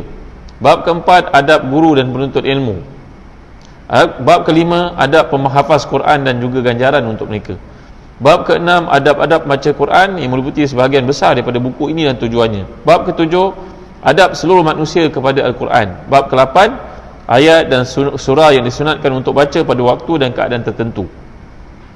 Kat sini nanti kita jumpa apakah bacaan ketika orang sakit, apakah amalan para sahabat ketika orang mati, baca Yasin, baca surah Al-Baqarah dan sebagainya. Kita akan jumpa kat bahagian ini nanti. Bab ke-9, penulisan Quran dan memuliakan mushaf. Hari ni anak-anak kita galakkan mereka untuk belajar tulisan Al-Quran, tulisan Jawi contohnya, galakkan mereka. Saya tuan-tuan, kalau tuan-tuan pergi ke Madinah, di Madinah hidup tokoh yang menulis Al-Quran, namanya Syekh Dr. Osman Taha. Beliau ni adalah orang Syria yang duduk di Madinah dan dapat kenatan di Madinah, Saudi. Beliau pesan, berkata, ajarlah anak-anak kamu untuk menulis Al-Quran. Tidak mustahil nanti lagi 20 tahun ke hadapan kita dapat penulisan Quran versi baru. Aku, kata beliau, masa belajar tulis Quran dulu, adik-adik aku semua memperlekehkan aku dengan berkata, apalah kau belajar tulisan Quran ni? Kerana di Syria semua orang belajar nak jadi ahli tafsir, ahli hadis. Aku belajar untuk menulis Al-Quran di Turki. Orang paling cantik tulisannya kat dunia adalah orang Turki, tuan-tuan. Tuan-tuan pergi kat Turki, tengok masjid-masjid mereka, tulisan orang Turki cantik, khat mereka cantik. Maka aku belajar tulisan khat di Istanbul. Akhirnya anakku, dia berkata kepada kami yang datang ziarah, selepas 50 tahun aku telah berjaya mendapat kemuliaan menulis Al-Quran, satu dunia tulisan Quran pakai tulisan aku. Dan ini ada cek royalty daripada kerajaan Bahrain. Bahrain nak tulis Quran khas untuk negara mereka, mereka negara kaya, nak tulis Quran khas untuk negara Bahrain. Orang Bahrain, orang Oman ni bajunya pun special kan, serbannya pun lain daripada orang. Maka mereka minta aku tulis Quran untuk negara mereka. Royalty yang dihantar oleh raja kepada aku separuh tahun ini saja $3 juta USD. Dia kata pada saya, tuan, anak-anak muda pada waktu itu, anak-anak belajar kat Madinah, saya bawa datang pergi tengok tuan guru ni. Dia kata, ni cek royalty ni aku dapat daripada kerajaan Bahrain, 3 juta USD. Aku tak tahu nak buat apa. Aku yang pasti aku akan hantar ke Syria. Syria negara dia peperangan pada masa itu. 2 tahun lepas saya pergi ziarah. Dia kata, ini adalah tiap-tiap cek aku dapat royalty ni aku bagi pada orang Syria, biar mereka dapat hidup. Aku dah tak habis makan. Maka aku pesan kepada engkau selaku orang bukan Arab, wahai anak-anak sekalian, rajinlah belajar tulis Al-Quran, kerana tak mustahil besok kamu akan dapat kemuliaan menulis Al-Quran. Jadi kalau anak-anak kita minat khat, itu satu kelebihan, kerana ia punca rezeki, kata Imam Ali karamallahu wajhah. Baik.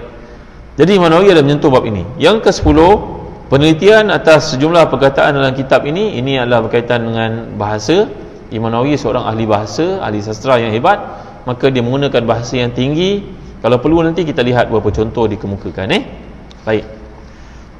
Sebagai mendapat kemuliaan dan juga syaraf daripada kitab yang hebat ini, kita bacalah muka surat pertama sekarang. Baru masuk bab 1. Himpunan kelebihan pembaca dan juga para penghafaz Al-Quran. Allah berfirman dalam surah Fatir ayat ke-29 30, A'udzubillahi minasyaitonirrajim. Innal ladzina yatluna kitaballahi wa aqamus salata wa anfaqu mimma razaqnahum sirran wa alaniyatan yarjuna tijaratan lan tabur liwafiyahum ujurahum wa yazidahum min fadlih innahu ghafurun syakur.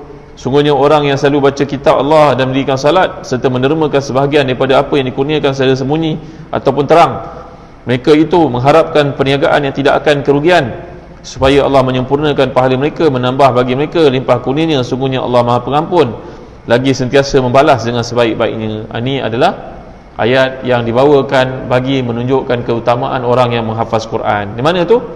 Yatluna kitab Allah. Tuan-tuan, apa beza di antara perkataan yatrun dengan yaqra'un? Kenapa dalam surah yang mula-mula Allah sebut Iqra' bismi rabbikal ladzi khalaq? Kenapa Allah tak sebut utlu? Apa beza tilawah dengan qiraah, tuan-tuan?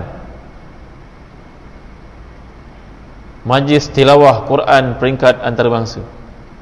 Kenapa tak kata majlis qiraah Al-Quran peringkat antarabangsa? Faham? Apa beza iqra' dengan utlu, qiraah dengan tilawah? Tuan-tuan tahu ke? Yang belajar bahasa Arab?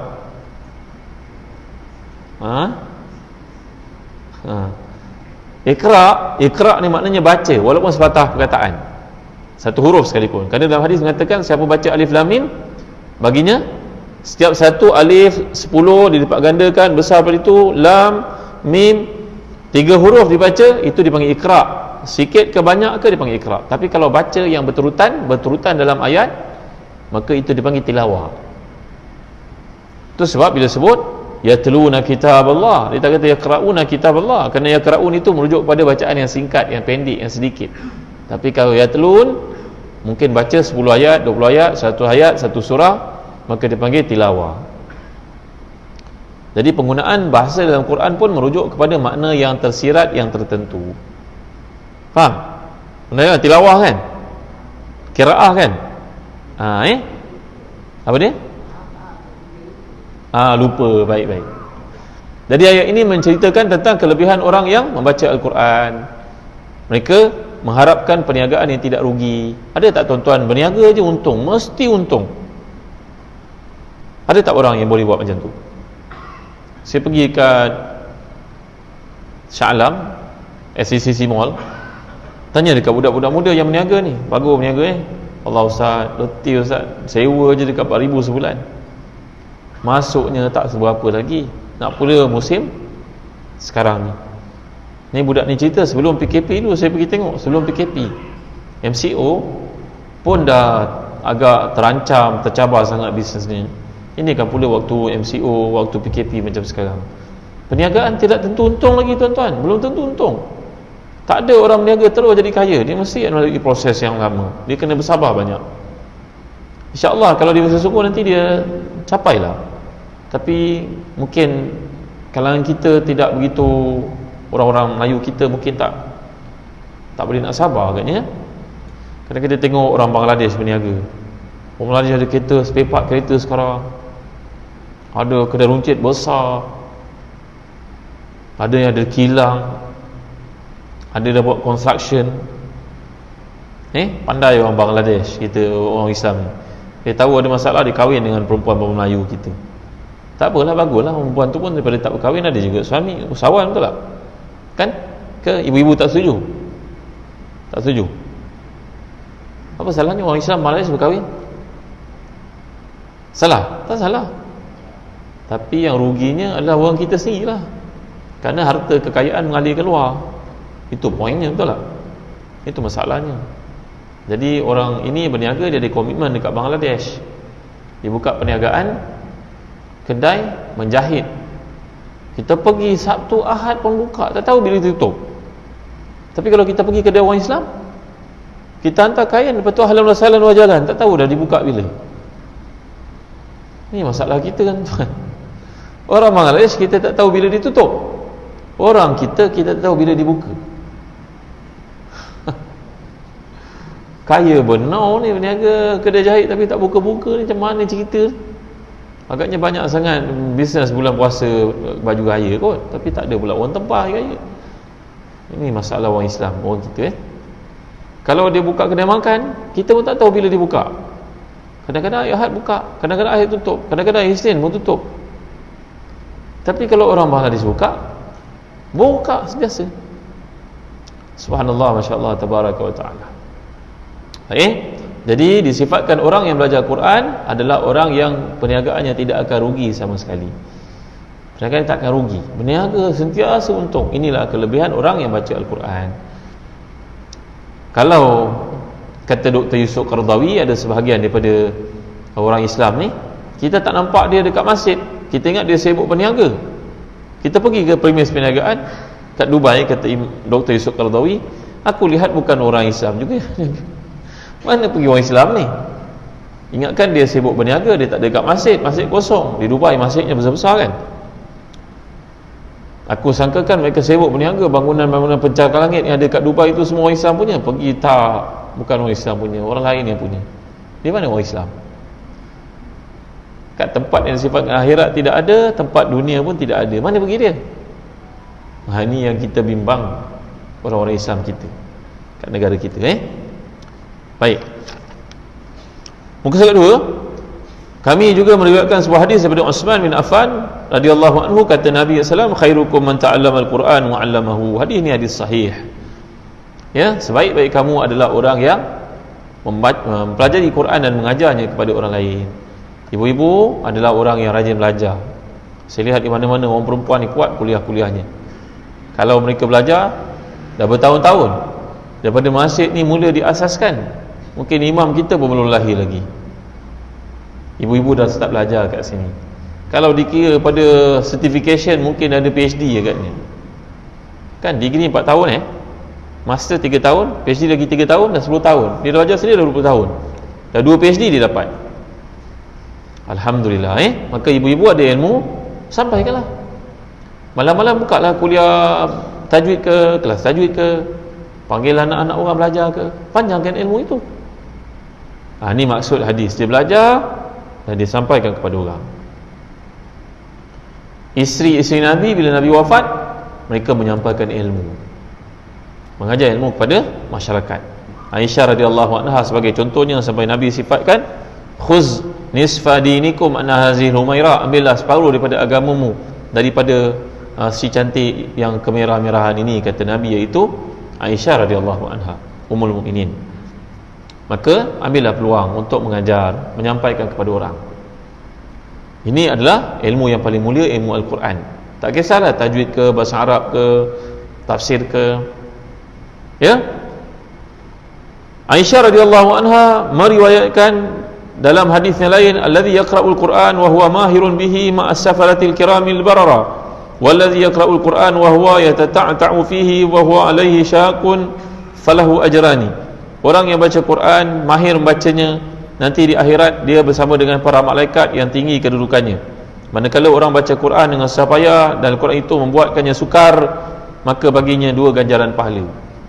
Orang baca Quran lancar, smooth dibaca, maka orang ini adalah orang yang tinggi makamnya di sisi Allah.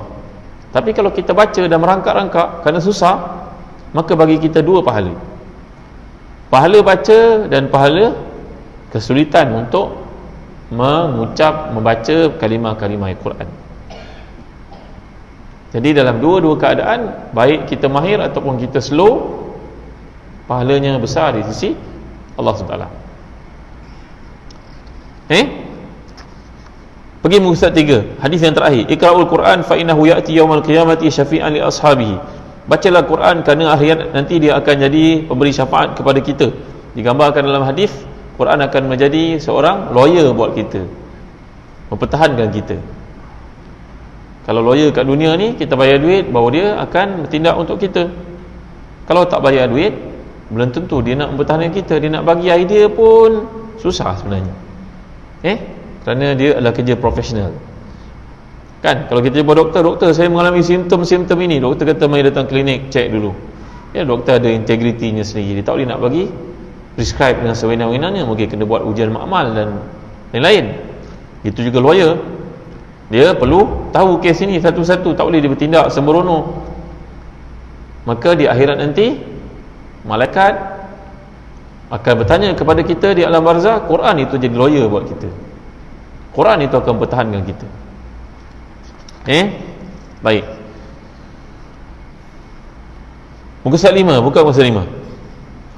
Abu Sa'id Al-Khudri meriwayatkan daripada Nabi bahawa Nabi SAW sabda, yaqul Rabb man syaghalahu al-Quran wa zikri an mas'alati a'taituhu afdal ma u'ti as-sa'ilin wa fadlu kalamillahi ala sa'il kalam ka fadlillahi azza wa jalla ala khalqihi. Allah berfirman, siapa yang disibukkan oleh Quran dari mengatiku dan mengatiku banding dengan minta kepadaku, aku akan beri kepadanya semua yang terbaik yang aku berikan kepada orang yang minta. Kelebihan kalamullah di atas semua kalam adalah ibarat kelebihan Allah ke atas semua ciptaannya. Ini hadis bermaksud orang yang hafal Quran. Orang hafal Quran ni kadang-kadang dia nak berdoa pun tak sempat, kerana terlalu sibuk menghafaz Quran, takut lupa. Anak-anak kita yang hafal Quran tu duduk je menghafal je, takut dia lupa, sampai tak sempat nak meminta kepada Allah.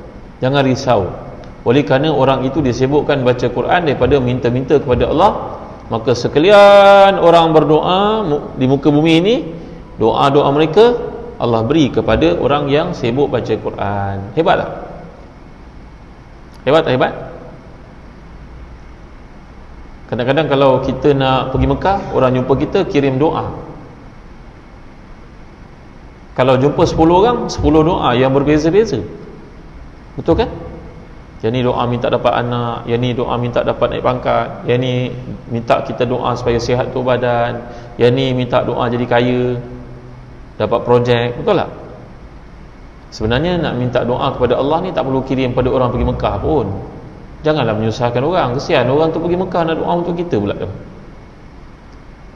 Hantar lagi dalam WhatsApp. Dah kat sana dia kena buka WhatsApp, dia ingat doa orang apa, doa ni kena baca satu. Silap baca kan, dia pula yang kahwin. Orang tu minta minang orang, dia pula orang yang pergi Mekah pula yang dapat kahwin nanti. Yang sebenarnya nak berdoa kepada Allah ni, kata Imam Syafi'i, bangunlah malam.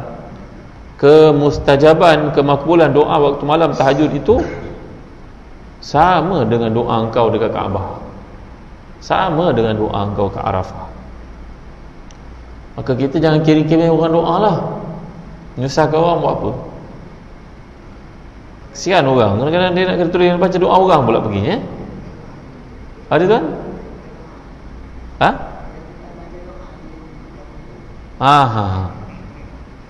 Jadi yang sebenarnya bangun tahajud adalah waktu mustajab doa. Ibu ayah kita adalah insan yang mustajab doa.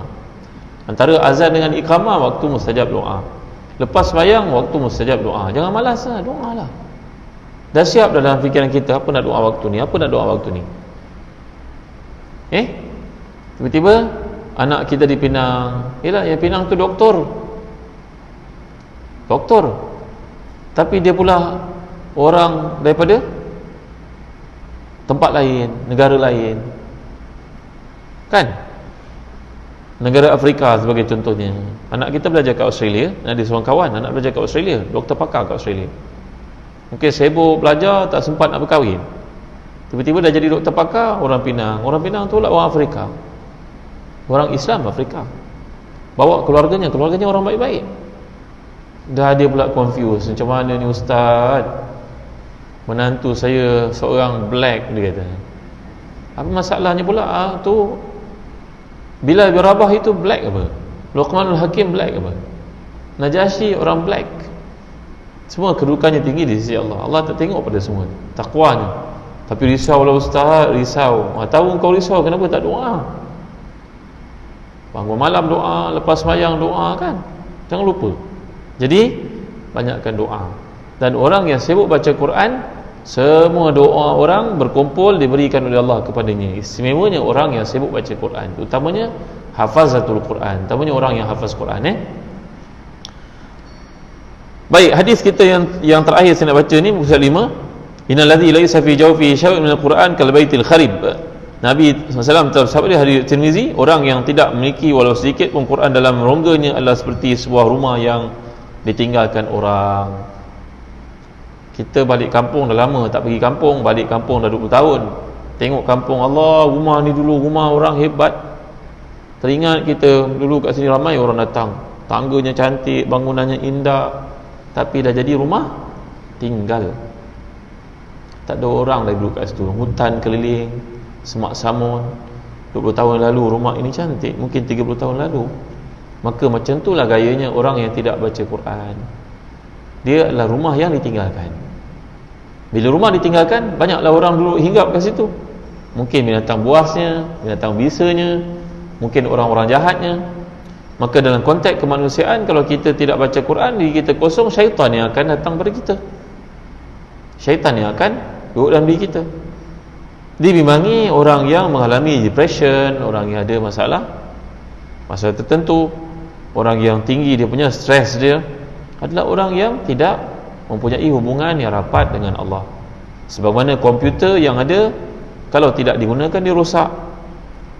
Patutnya diinstalkan dalam dia software yang genuine, tapi dimasukkan software yang palsu dalamnya, rosaklah komputer itu. Maka demikian juga minda yang hebat yang Allah jadikan ini, kalau tidak diisi dengan Quran, benda lain akan masuk padanya. Sampai ada seorang perempuan, dia ceritakan oleh sahabat yang soleh. Sahabat saya berkata pada perempuan itu terlalu banyak mengurung dirinya, tak bercampur dengan orang. Lama-lama dia dengar syaitan bercakap dengannya, dia dengar.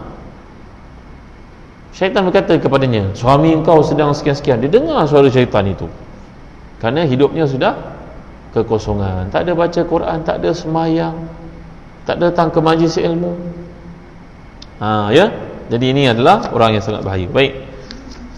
Buka muka surat 9. Keistimewaan baca Al-Quran dan pembacanya berbanding yang lain. Dalam sebuah hadis diriwayatkan daripada Abu Mas'ud Al-Ansari Al-Badri, Nabi SAW sabda, ya umul qauma aqra'uhum li kitabillah. Orang yang patut menjadi imam adalah orang yang paling baik bacaan Al-Quranul Karim dia, paling baik. Jadi kalau kita, sebagai contohnya dekat masjid kita ada ketentuan imam, imam 1, imam 2. Ya, kalau kita datang ke mana-mana masjid, jangan kita sembahyang belakang imam, kerana itu biasanya tempat imam kedua. Kalau berlaku apa-apa batal sembahyang imam, imam kedua akan replace, kan? Itu dia punya protokol dia. Tapi kalau kita berada ke RNR, kita belajar Quran, boleh baca Quran dengan baik, guru kita pun ijazah kita, bagus bacaan Quran kau, dia kata. Kita sampai ke RNR, tolong ambil peluang untuk jadi imam. Kalau kita tak jadi imam, nanti orang yang baca itu bacaannya lintang pukang. Dah lah dia baca lintang pukang, dia baca Yasin dekat RNR kat. Orang nak sembahyang maghrib, berebut-rebut nak sembahyang maghrib, suraunya kecil, dia baca surah Yasin pula perginya. Lepas baca Yasin, dia baca pula wirid panjang lebar. Kan ke tempat itu tempat perhentian, orang semua nak cepat, nak lekas. Nabi mengajar kita kalau baca di tempat ramai orang, baca pendek-pendek. Nabi bersabda pada Muaz bin Jabal, afatanun anta ya Muaz, engkau jadi imam di tempat ramai gembala, ramai penternak, ramai peladang kurma, mereka ada kerja banyak, engkau baca panjang-panjang Muaz. Engkau nak jadi apa Muaz? Nabi marah sallallahu alaihi wasallam. Baca pendek-pendek wahai Muaz. Zuhur asar baca pendek-pendek, kerana banyak orang ada hajat, ada kerja, baca pendek-pendek. Ya, kadang-kadang kita berada kat RNR, kat surau-surau pasar raya, kita lihat orang yang baca ni bacanya lintang pukang. Kenapa? Kesalahannya kerana kita yang boleh baca, kita tak ke depan. Sepatutnya kita yang ke depan. Pasal kita belajar, kita tahu mana nak baca. Maka ini maksud Nabi SAW dalam konteks kebiasaan di masjid, kita tak boleh ambil jawatan imam, kerana imam adalah pilihan pihak berkuasa ataupun masyarakat. Yang kedua, kalau keadaan ad hoc macam tu, contingency macam tu, kita kena take over, kita kena ambil peluang, ambil peranan, supaya jangan biarkan orang jahil bacaannya lintang pukang jadi imam, kan tuan-tuan. Dan orang jahil ni kadang-kadang dia jadi fitnah kepada masyarakat. Kita nak pergi umrah, sehingga kita memanglah kena pergi ke KLIA, kan? Pergi ke KLIA, flight kita katalah pukul 3 petang, pukul 1 tengah hari masuk Zuhur, katalah begitu. Dia ni, orang ni datang daripada kampung mana, nak pergi umrah juga, kita tengok pakai ihram, kan? Dia sembahyang Zuhur 4 rakaat. Orang sembahyanglah Zuhur 2 rakaat, sembahyanglah Asar 2 rakaat, betul tak?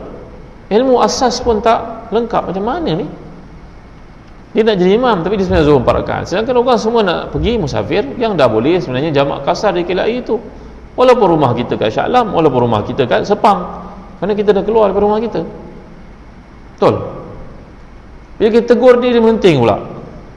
Tegur, pakcik, Tuan Haji nak ke Mekah, kan? Tuan Haji boleh jamak kasar. Apa belum naik kapal terbang lagi, dia kata. La ilaha illallah Muhammad Rasulullah. Ya. Jadi kita kena beranikan diri dalam situasi seperti itu untuk melaksanakan hadis, jadi imam. Biarlah orang nampak memandai-mandai, memang betul kita tahu, maka kita kena tampil ke hadapan. Lainlah kalau kita tengah duduk itu, kita nampak orang lebih alim daripada kita, ada ulama', ada ustaz, maka suruhlah di ke depan. Tapi kalau tidak ada seorang muka situ, kita tengok semua muka orang muda ataupun orang yang biasa-biasa, kita kena ke depan. Baik, hadis yang kedua daripada Ibnu Abbas berkata, kana al-qura ashabu majlis Umar wa musyawaratihi kuhulan kanu aw syubanan. Sayyidina Umar ketika memimpin meletakkan satu ketetapan kepimpinannya berasaskan mesyuarat majlis tertinggi. Majlis tertinggi itu Sayyidina Umar pilih daripada kalangan calon-calonnya orang-orang yang alim. Alim apa tuan-tuan? Alim bab Islam, faham Quran, faham hadis. Mereka ni jadi ahli mesyuarat pada zaman Umar Khattab radhiyallahu an. Zaman kita sekarang pemerintahan ada majlis syura, tapi diambil macam-macam latar belakang. Biasalah tu, ada arkitek, ada town planner, kan, ada ilmuwan. Itu ahli mesyuarat lah namanya, sebab kita nak mentadbir macam-macam faktor kita ambil kira. ada businessman seorang, betul tak? Alangkah cantiknya kalau AJK kita di mana tempat sekalipun mempunyai berbagai-bagai latar belakang supaya boleh memajukan organisasi. Baik. Poin dia adalah Sayyidina Umar melantik orang-orang yang alim untuk jadi penasihat. Muka surat 11. Memuliakan ahli Quran dan larangan menyakiti mereka. Wa man yu'azzim sya'airallahi fa innaha min taqwal qulub. Siapa yang menghormati syiar Islam, maka dia adalah orang bertakwa, kerana buatan itu satu kesan daripada sifat takwa hati orang beriman. Ayat ini memberitahu kepada kita kepentingan menghormati orang yang berilmu dengan ilmu-ilmu Islam. Orang yang berpengetahuan dan ilmu Islam, hormati, sayangi, beri pada mereka ni penghargaan. Contohnya tuan dimuliakan Allah sekalian. Baik. Lihat muka surat 13. Anna Nabi SAW kana yajma' baina rajulaini min qatla Uhudin thumma yaqul ayyuhuma akthar akhzan lil Quran fa in ushira ila ahadihima qaddamahu fil lahdi. Nabi menghimpunkan jenazah dua orang syahid dalam perang Uhud untuk dikebumikan, dan baginda akan bertanya, siapakah yang paling mengetahui Al-Quran untuk didahulukan. Dulu bila berlaku perang Uhud, ramai orang Islam terkorban syahid, maka nak mengkebumikan mereka seorang-seorang agak payah, maka dikebumikan beramai-ramai dalam liang lahat. Macam berlaku kebakaran kan, ada mayat itu berpeluk-pelukan, tak boleh nak dipisahkan. Jadi mereka boleh dikebumikan dalam fatwa secara beramai-ramai dalam satu lahat. Macam kat Syria peperangan berlaku kan, maka memang tak boleh nak diasingkan, dikebumikan ramai-ramai, satu keluarga satu tempat. Bila nak dikebumikan ni, Nabi bertanya, di antara dua orang nak dikebumikan ni, siapa yang paling alim? Maka ditunjukkan kepada Nabi seorang dari mereka, orang itu akan didahulukan untuk dikebumi. Ini menunjukkan kehormatan, kemuliaan, penghargaan diberikan kepada orang alim walaupun telah mati. Hidup dan mati diberikan kelebihan. Okey, baik Baik tuan.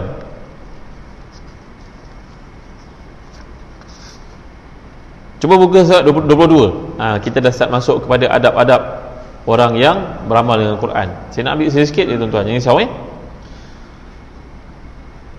Ustaz 22, orang yang menuntut ilmu ni dan juga menyampaikan ilmu tidak boleh ada perasaan iri hati. Bagaimana berlaku iri hati tuan-tuan? Iri hati ni kadang-kadang berlaku di kalangan para ustaz. Dia merasa tercabar melihat ada orang lebih ramai peminatnya daripada dia. Zaman ni kan zaman famous kan, Insta famous ada, YouTube apa lagi? YouTube famous ada, Facebook famous ada, semua ada. Maka ramailah orang jadi terkenal. Kadang-kadang orang yang terkenal ni betul-betul dia layak kerana dia ada ilmu. Kadang-kadang orang ni terkenal kerana dia pandai buat satu perkara tertentu. Jadi macam-macam direction manusia lah. Tapi yang pentingnya tuan-tuan, harap-harap semua orang ikhlas untuk Islam. Dia pendakwah di jalan Allah. Maka kadang-kadang ada penuntut ilmu yang jealous kepada ustaz, yang jealous kepada ustaz yang lain, ataupun penuntut ilmu yang menjadi anak murid kepada gurunya itu yang jealous kepada penuntut ilmu yang lain. Bagaimana berlaku? Dia cakap pada orang itu, engkau pergi belajar dengan ustaz fulan bin fulan buat apa? Dia mana tahu apa-apa. Belajar dengan guru kami. Nampak tuan-tuan?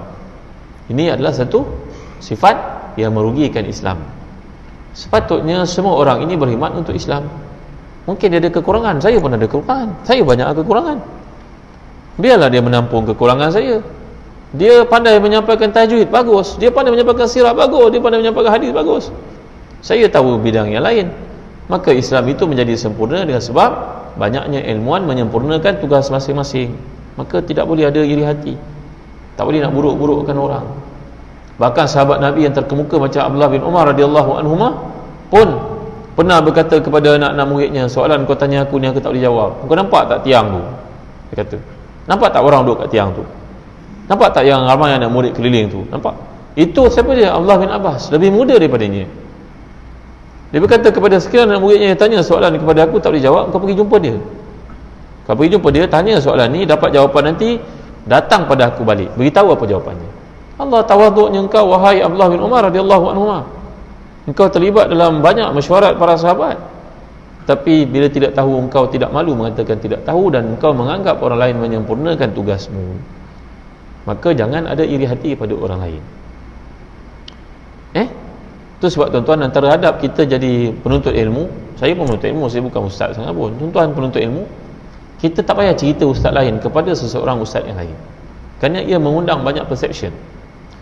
Saya belajar di Jordan dulu tuan-tuan, antara guru yang paling alim di Jordan, orang semua mengakui, namanya No Ali Salman Al-Qudha.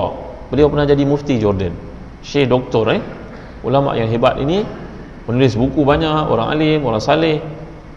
Dia pesan pada kami, kalau kau belajar pada aku, engkau tak payah cerita tentang ulama itu di depan aku, kerana ia tak menepati etika seorang yang belajar. Tak payah cerita, kerana kod mana hebat seorang ulama pun, dia ada rasa kecil hati kadang-kadang. Memadai kalau kau suka dengan ustaz itu, boleh mengajar kau memahami bab tasawuf dengan baik, belajarlah dengan dia. Tak payah cerita dengan aku, tak payah melaga-lagakan kami. Jadi kau belajar dengan dia, kau rasa bagus ustazah itu, belajar, bagus, pergi belajar. Yang penting dia dapat kenalkan kau dengan Tuhan, jadikan kau orang yang lebih baik. Dah. Kau belajar dengan ustaz itu, banyak ketawanya, bagus ketawanya, kau dekat dengan Allah dengan sebab ketawa, pergi belajar dengan dia. Saya pernah belajar daripada guru kami di Jordan tuan-tuan, Dr. Abu Yaqzan, orang Arab, orang Baghdad yang sangat hebat, alim. Tapi dia mengajar, saya cerita pada tuan-tuan, 300 orang datang, 290 orang tidur tuan-tuan. 290 orang semua tidur, tersengguk-sengguk. Saya pun mengantuk sangat tuan-tuan belajar dengan dia, tak lawak langsung. Saya ambil chewing gum, kunyah dalam mulut, tahan, mengantuk sangat.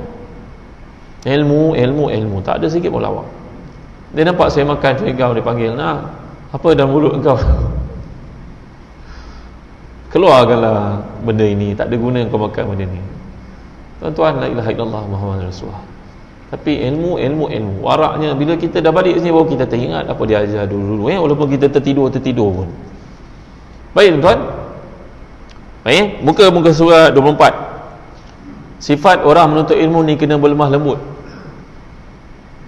Berlemah lembut, cakap sopan santun.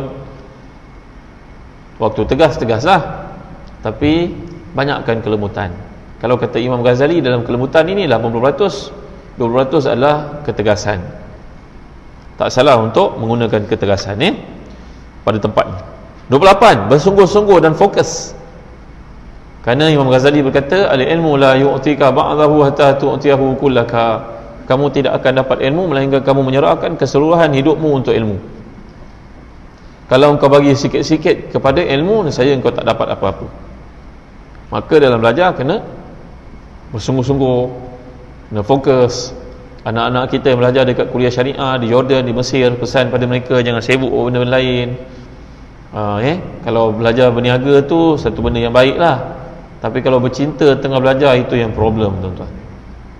Kata Imam Ahmad, orang yang tengah belajar bercinta, dia ibarat orang naik kapal, kapal pun pecah, ahlan wa sahlan wa jalan, karamlah dia kan. Tapi dia jawab pula, bah nak kena kahwin bah, orang Arab cantik bah, kalau tak kahwin nanti problem bah. Pandailah kau bagi alasan aku suruh kau belajar, kau pergi kahwin pula. Kadang dia jawab pula, nanti bawa 2 degree, Bachelor of Arts dengan Bachelor of anak, bawa anak, macam-macam dia bagi alasan. Jadi elakkan daripada hidup kita ni banyak distraction, banyak benda-benda yang boleh melupakan kita, menjauhkan kita. Muka surat 37. Ada penuntut ilmu lagi, menuntut ilmu di awal pagi. Kerana Nabi telah bersabda, Allah barik li ummati fi bukuriha. Ya Allah, berkatilah umat ini pada awal paginya. Maka menuntut ilmu digalakkan pada awal pagi. Sebelum subuh lagi telah mula sesi untuk belajar, menghafaz, mengingat sebagainya. Okey. Muka surat 57. Ni topik yang selalu orang tanya. Orang yang berjunub dan haid pula haram bagi keduanya membaca Quran, sama ada sepotong ayat atau kurang daripada itu. Walau bagaimanapun harus bagi mereka untuk melalukan Quran itu dalam hati tanpa melafazkannya. Mereka juga dibenarkan melihat mushaf sambil melalukan ayatnya dalam hati. Ni adalah orang yang uzur ataupun orang yang haid. Baik, kecuali lah kalau perempuan itu hafaz Quran, kalau dia tidak mengulanginya dia akan lupa, maka orang ini diberi kelonggaran, orang yang hafaz Quran, hafizah. Lagi bab berkenaan Quran, muka surat 60.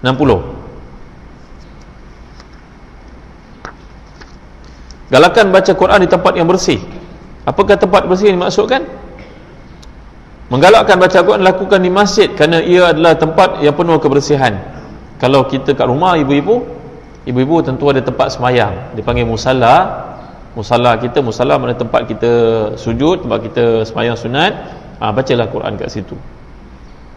Kalau orang lelaki digalakkan iktikaf pada bulan Ramadan di masjid, orang perempuan mungkin ada keuzuran pantang larangnya, mungkin kekangan tertentu, maka ibu-ibu perempuan boleh iktikaf dekat rumah kita, kat tempat kita semayang itu pada bulan puasa maksudnya. Okey. Berkenaan baca Quran di tempat mandi, para ulama berselisih pendapat pada hukum makruhnya. Ulama kami berkata tidak makruh. Imam Nawawi ini digunakan perkataan ulama kami. Ulama kami makna mazhab Syafi'i. Dan dalam mazhab Syafi'i ini pun ada beberapa pandangan, direction yang beza. Ada Ramli, ada Ibnu Hajar, Imam Rafi'i, Imam Isnawi sebagainya. Maka pandangan ini nukilkan daripada imam disepakati ketinggian ilmunya bahawa makruh. Kemudian muka surat 61, Imam Asy-Sya'bi berkata makruh baca Quran pada 3 tempat: tempat mandi, tempat buang air dan tempat mengisar gandum.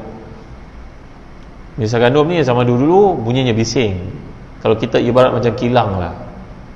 Kilang kat kilang ni, mana kalau kita baca Quran dia mengganggu, dia tak dapat dengar dengan baik. Kita baca untuk kita dengar kan, maka ia membawa kepada hukum makruh, bukannya haram, makruh. Dan tempat buang air ni kalau dibandingkan keadaan dulu dengan sekarang, kadang-kadang pada keadaan dulu ratusan tahun dahulu mereka tidak ada bilik air khas macam kita. Hammam ni mula diadakan oleh kerajaan, dikatakan zaman Nabi Sulaiman lagi dah adakan bilik air untuk kegunaan publik. Jin-jin Nabi Sulaiman buat, disebut kitab tafsir, wallahu alam. Tapi yang lebih structurednya pada zaman Osmaniyah, Turkiya. Sebelum itu datuk nenek moyang kita pun 100 tahun dulu pun mereka nak buang air, buang tepi laut je, tempat yang jauh daripada orang kan, mana-mana sempat saja. Maka tidak ada bilik air yang macam kita pada hari ini. Okey. Jadi itu sebab hukumnya makruh baca Quran di tempat semikian, kerana dia bukannya tempat yang elok. Kalau tempat kita macam tandas yang ada pada hari ini, lagi dah tak boleh, sebab itu memang khas untuk tandas saja. Lagilah tinggi kemakruhannya yang bawa kepada haram. Macam mana? Macam mana? Ambil wuduk dalam tempat tandas angkat semayang, hukumnya makruh. Makruh hukumnya. Kalau kita buat rumah, jadi kalau tempat ambil wuduk ni di luar, berbeza daripada tempat buang air besar. Tempat wuduk kita buat di tempat berbeza.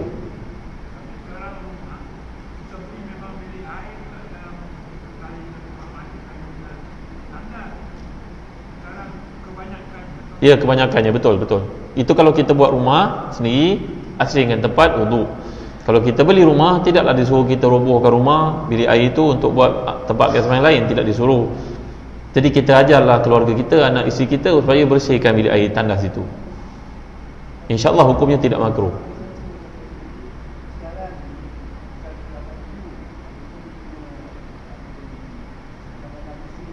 Kebersihannya.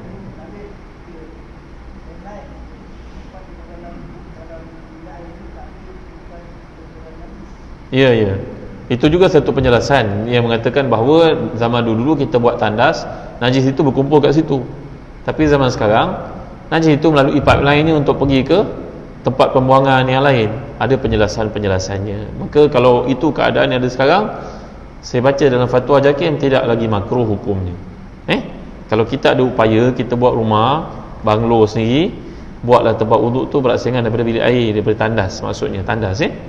Tapi kalau kita beli rumah, taklah dia suruh kita keluarkan kos yang baru untuk buat bilik air, bilik wuduk yang khas, kerana ia akan mengambil belanja. Faham? Boleh faham? Boleh rujuk lebih lanjut dalam fatwa oleh mufti wilayah dalam sebaran fatwa sebelum ni, hukum fatwa oleh Sahibu Samaha dahulu, Datuk Seri Dr. Zikri Al-Bakri. Baik, buka muka surat 67. Digalakkan kita baca Quran ni dengan tadabbur. Tadabbur ni makna menghayati. Menghayati ni kerana kita faham maksud yang dikemukakan. Itu sebabnya dikatakan cara pembersihan hati ni berlaku nombor satu sekali baca Quran dengan tadabbur. Ibrahim Khawas kata. Lihat muka surat 67. Ibrahim Khawas seorang tabi'i berkata, 5 cara untuk membersihkan hati. Yang pertama, baca Quran dengan tadabbur. Yang kedua, makan sederhana ataupun perut kosong berpuasa. Yang ketiga, qiyamul lail. Yang keempat, berdoa dan beristighfar pada waktu sahur. At-tadarru' 'inda sahar, maknanya berdoa, minta pada Allah, Allahumma muqallibal qulub, Allahumma ati nafsi taqwaha wa zakkiha anta khairu man zakkaha anta waliyuha wa maulaha, kan? Ataupun ayat ke-8 surah Ali Imran, Rabbana la tuzigh qulubana ba'da iz hadaitana wa hab lana min ladunka rahmah innaka antal wahhab. Yang terakhir sekali, cara bersihkan hati adalah dengan duduk bersama orang-orang yang salih. Banyakkan masa duduk dengan orang salih. Orang salih ni bukan semestinya ustaz. Kadang-kadang orang biasa, cikgu, doktor, engineer, askar, polis, ramai yang salih. Adakan masa duduk dengan mereka. Okey, lagi. Buka muka surat 92. 92. Sunat mengelokkan suara ketika baca Quran. Seluruh ulama salaf dan khalaf di kalangan sahabat dan tabi'in di semua pelosok tempat bersependapat bahawa mengelokkan suara ketika baca Quran hukumnya sunat. Ajar anak-anak kita untuk taklid. Taklid makna imitate bacaan-bacaan Quran bagi orang yang terkemuka. Ajar daripada kecil supaya dia minat. Bukakan Quran dalam kereta, kat rumah, tanya pada dia, siapa kau minat baca Quran ni nak? Nanti ayah pergi Mekah, ayah belikan kau CD dia, contohnya, supaya anak-anak ini belajar lagu. Taranum itu advance sangat. Taranum tu memang bagus lah, advance sangat. Tak semua orang boleh. Yang kita maksudkan ni berlagu, baca yang elok, bacaan yang elok. Macam orang baca Quran macam imam-imam kita jadi imam, kan, seronok kita duduk. Bacaan tarawihnya kadang-kadang tak terasa, bacaannya bagus, kan. Jadi itu maksudnya. Imam Syafi'i adalah seorang alim, imam yang baca Qurannya sangat enak. Kalau dia baca Quran di masjid di Mesir itu, semua orang akan berhenti mendengar bacaannya. Bila dia perasan orang berhenti mendengar bacaannya, dia pun perlahankan bacaannya. Tawaduknya Imam Syafi'i dikatakan. Kerana dalam hadis mengatakan, zayyinul Qur'ana bi aswatikum, perhiasilah Quran itu dengan suaramu. Maknanya baca Quran dengan suara yang elok. Dan Nabi pun pernah memuji, hadis yang kedua muka surat 93, laqad utiya hadza mizmara min mazamir ali Daud. Nabi memuji Ubay bin Ka'ab, memuji Abu Musa Asy'ari dan hadis yang lain kerana bacaan Qurannya yang sangat merdu. Nabi telah bersabda, engkau ini, orang itu Abdullah bin Qais juga dipuji, diberikan salah satu seruling dari seruling Nabi Daud, iaitu bacaan yang sangat merdu. Ya? Baik. Buka muka surat 116. 105. Buka 105 dulu. Permasalahan terpencil dalam membaca Al-Quran. Muka 105. Bawah sekali. 105 bawah sekali. Apakah hukum orang itu baca Quran tiba-tiba dia nak terkentut? Apa jawapannya? Apabila seorang baca Quran kemudian terasa ingin kentut, maka hendaklah dia menghentikan bacaannya, kentut dahulu, kemudian sambung balik bacaan Qurannya. Faham?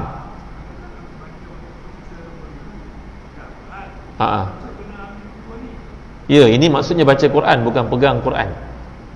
Dua beza kan? Saya tengah baca Quran daripada hafazan, sama idzatil buruj wal yaumil mau'ud, saya tak pegang Quran pun, saya baca Quran, maka nak terkentut. Kentut dulu lepas tu sambung. Tapi kalau pegang Quran kena duduk lah.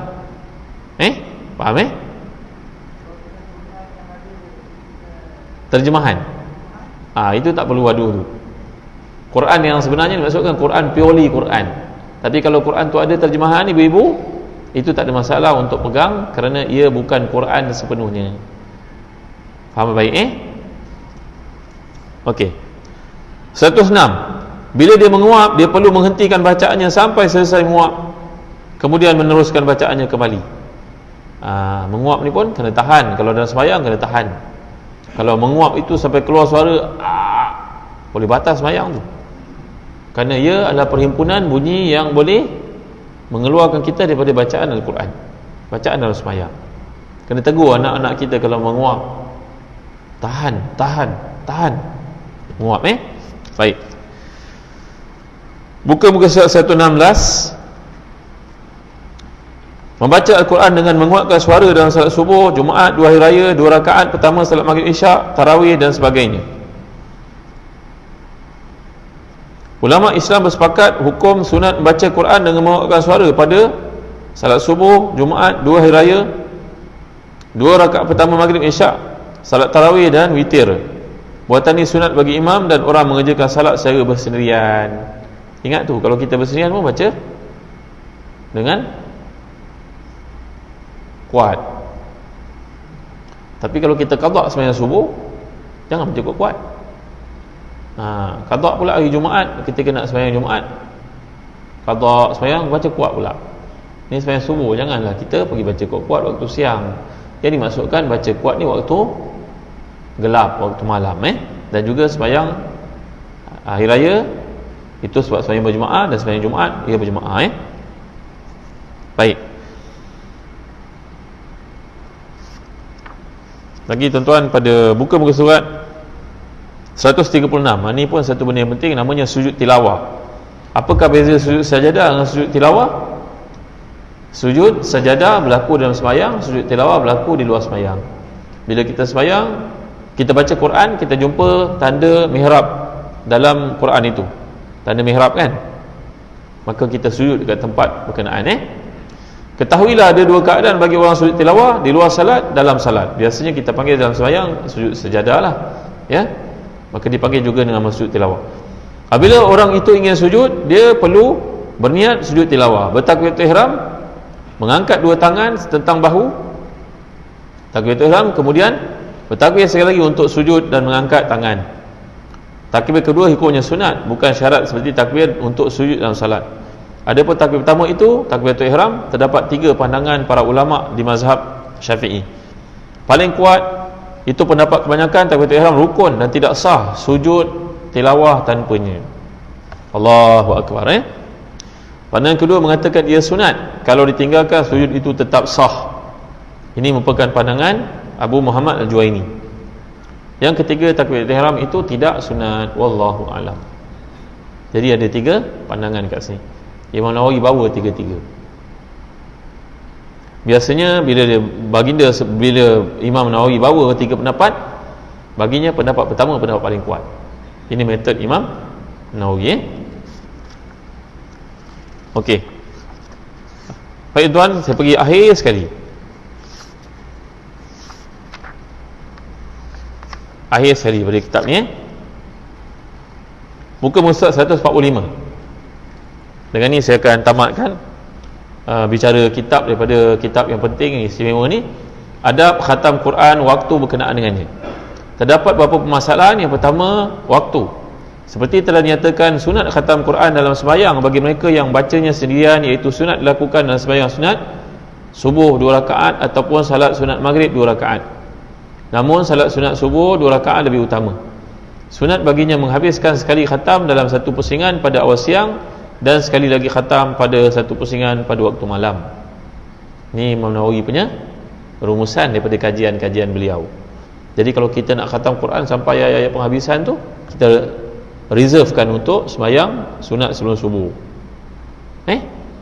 Sunat sebelum subuh tu diambil kira permulaan waktu siang lah. Dan nanti kita khatam lagi sekali, kita ambil sembahyang sunat maghrib, itu permulaan waktu malam lah. Faham? Jadi surah-surah terakhir daripada juz amma ni yang kita nak sempurnakan tu, jangan baca kita tamatkan bersama bacaan yang lain, kita simpan untuk bawa dalam sembahyang sunat ni tadi. Faham ibu-ibu? Permasalahan kedua, sunat berpuasa.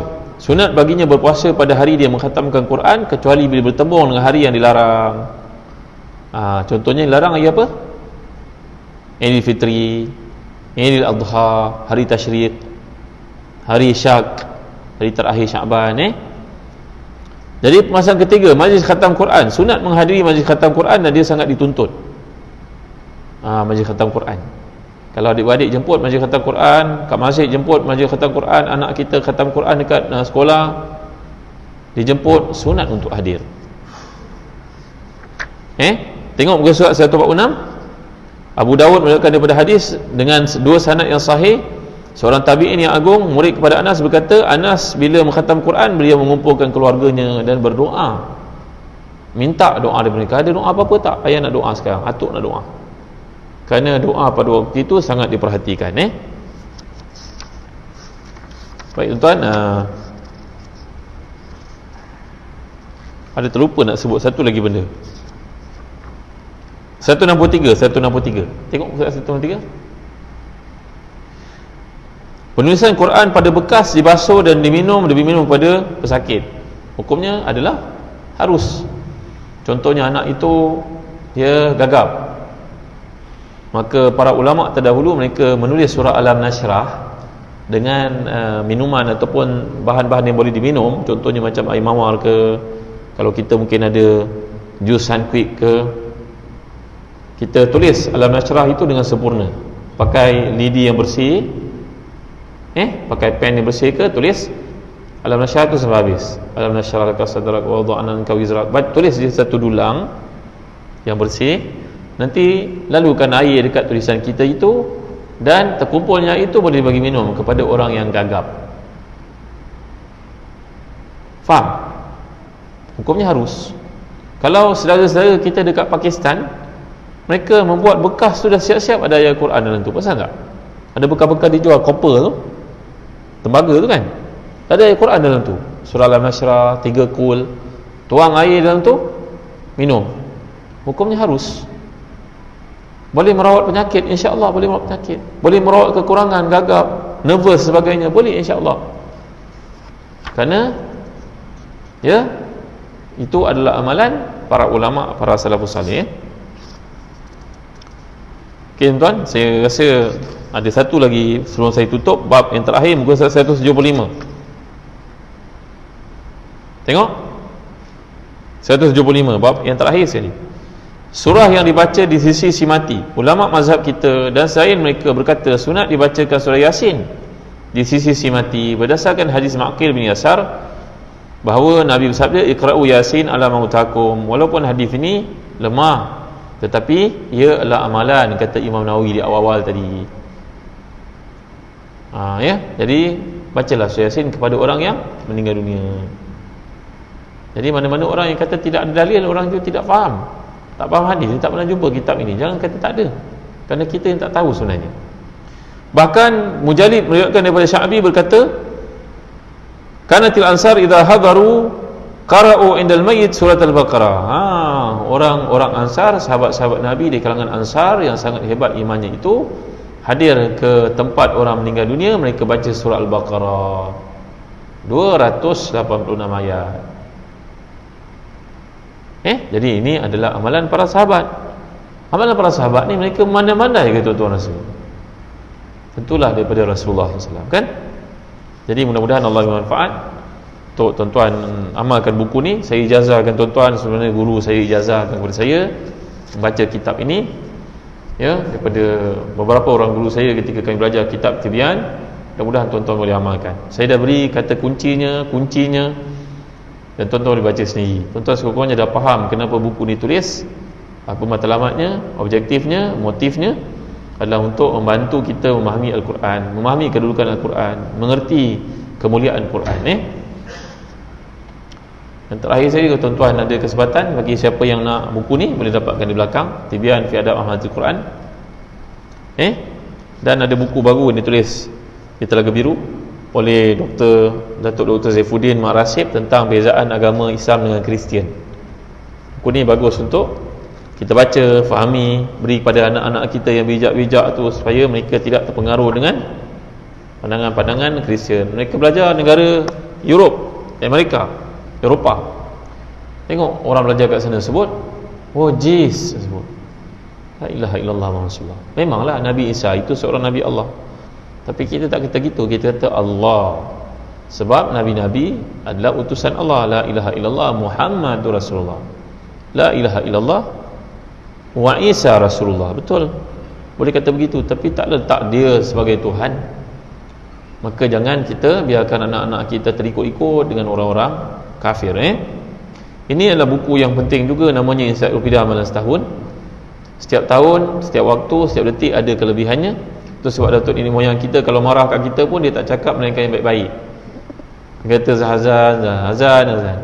Betua engkau, nenek cakap tadi suruh angkat baju, engkau tak angkat baju hujan lebat basah baju nenek. Dia tak marah kita, dia cakap yang baik. Kerana takut waktu dia bercakap tu pintu doa dimakbulkan. Kerana setiap detik ada kemakbulannya. Jadi kita kena rebut.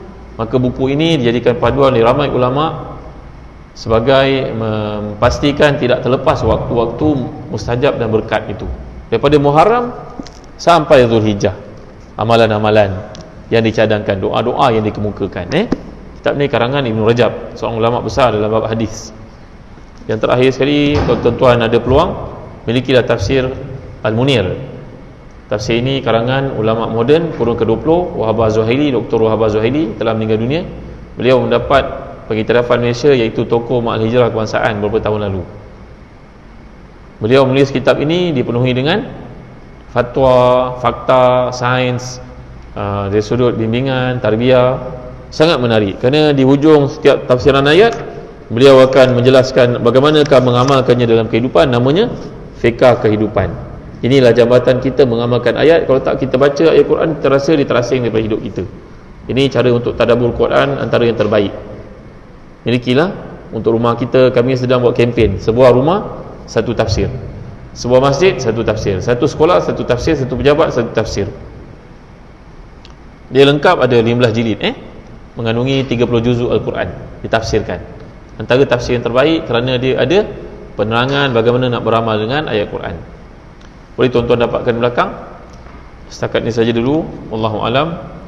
Sallallahu ala sayyidina Muhammad wa ala alihi wasallam. Wassalamualaikum warahmatullahi wabarakatuh. Boleh ada buka sesi soal jawab? Boleh, insya-Allah.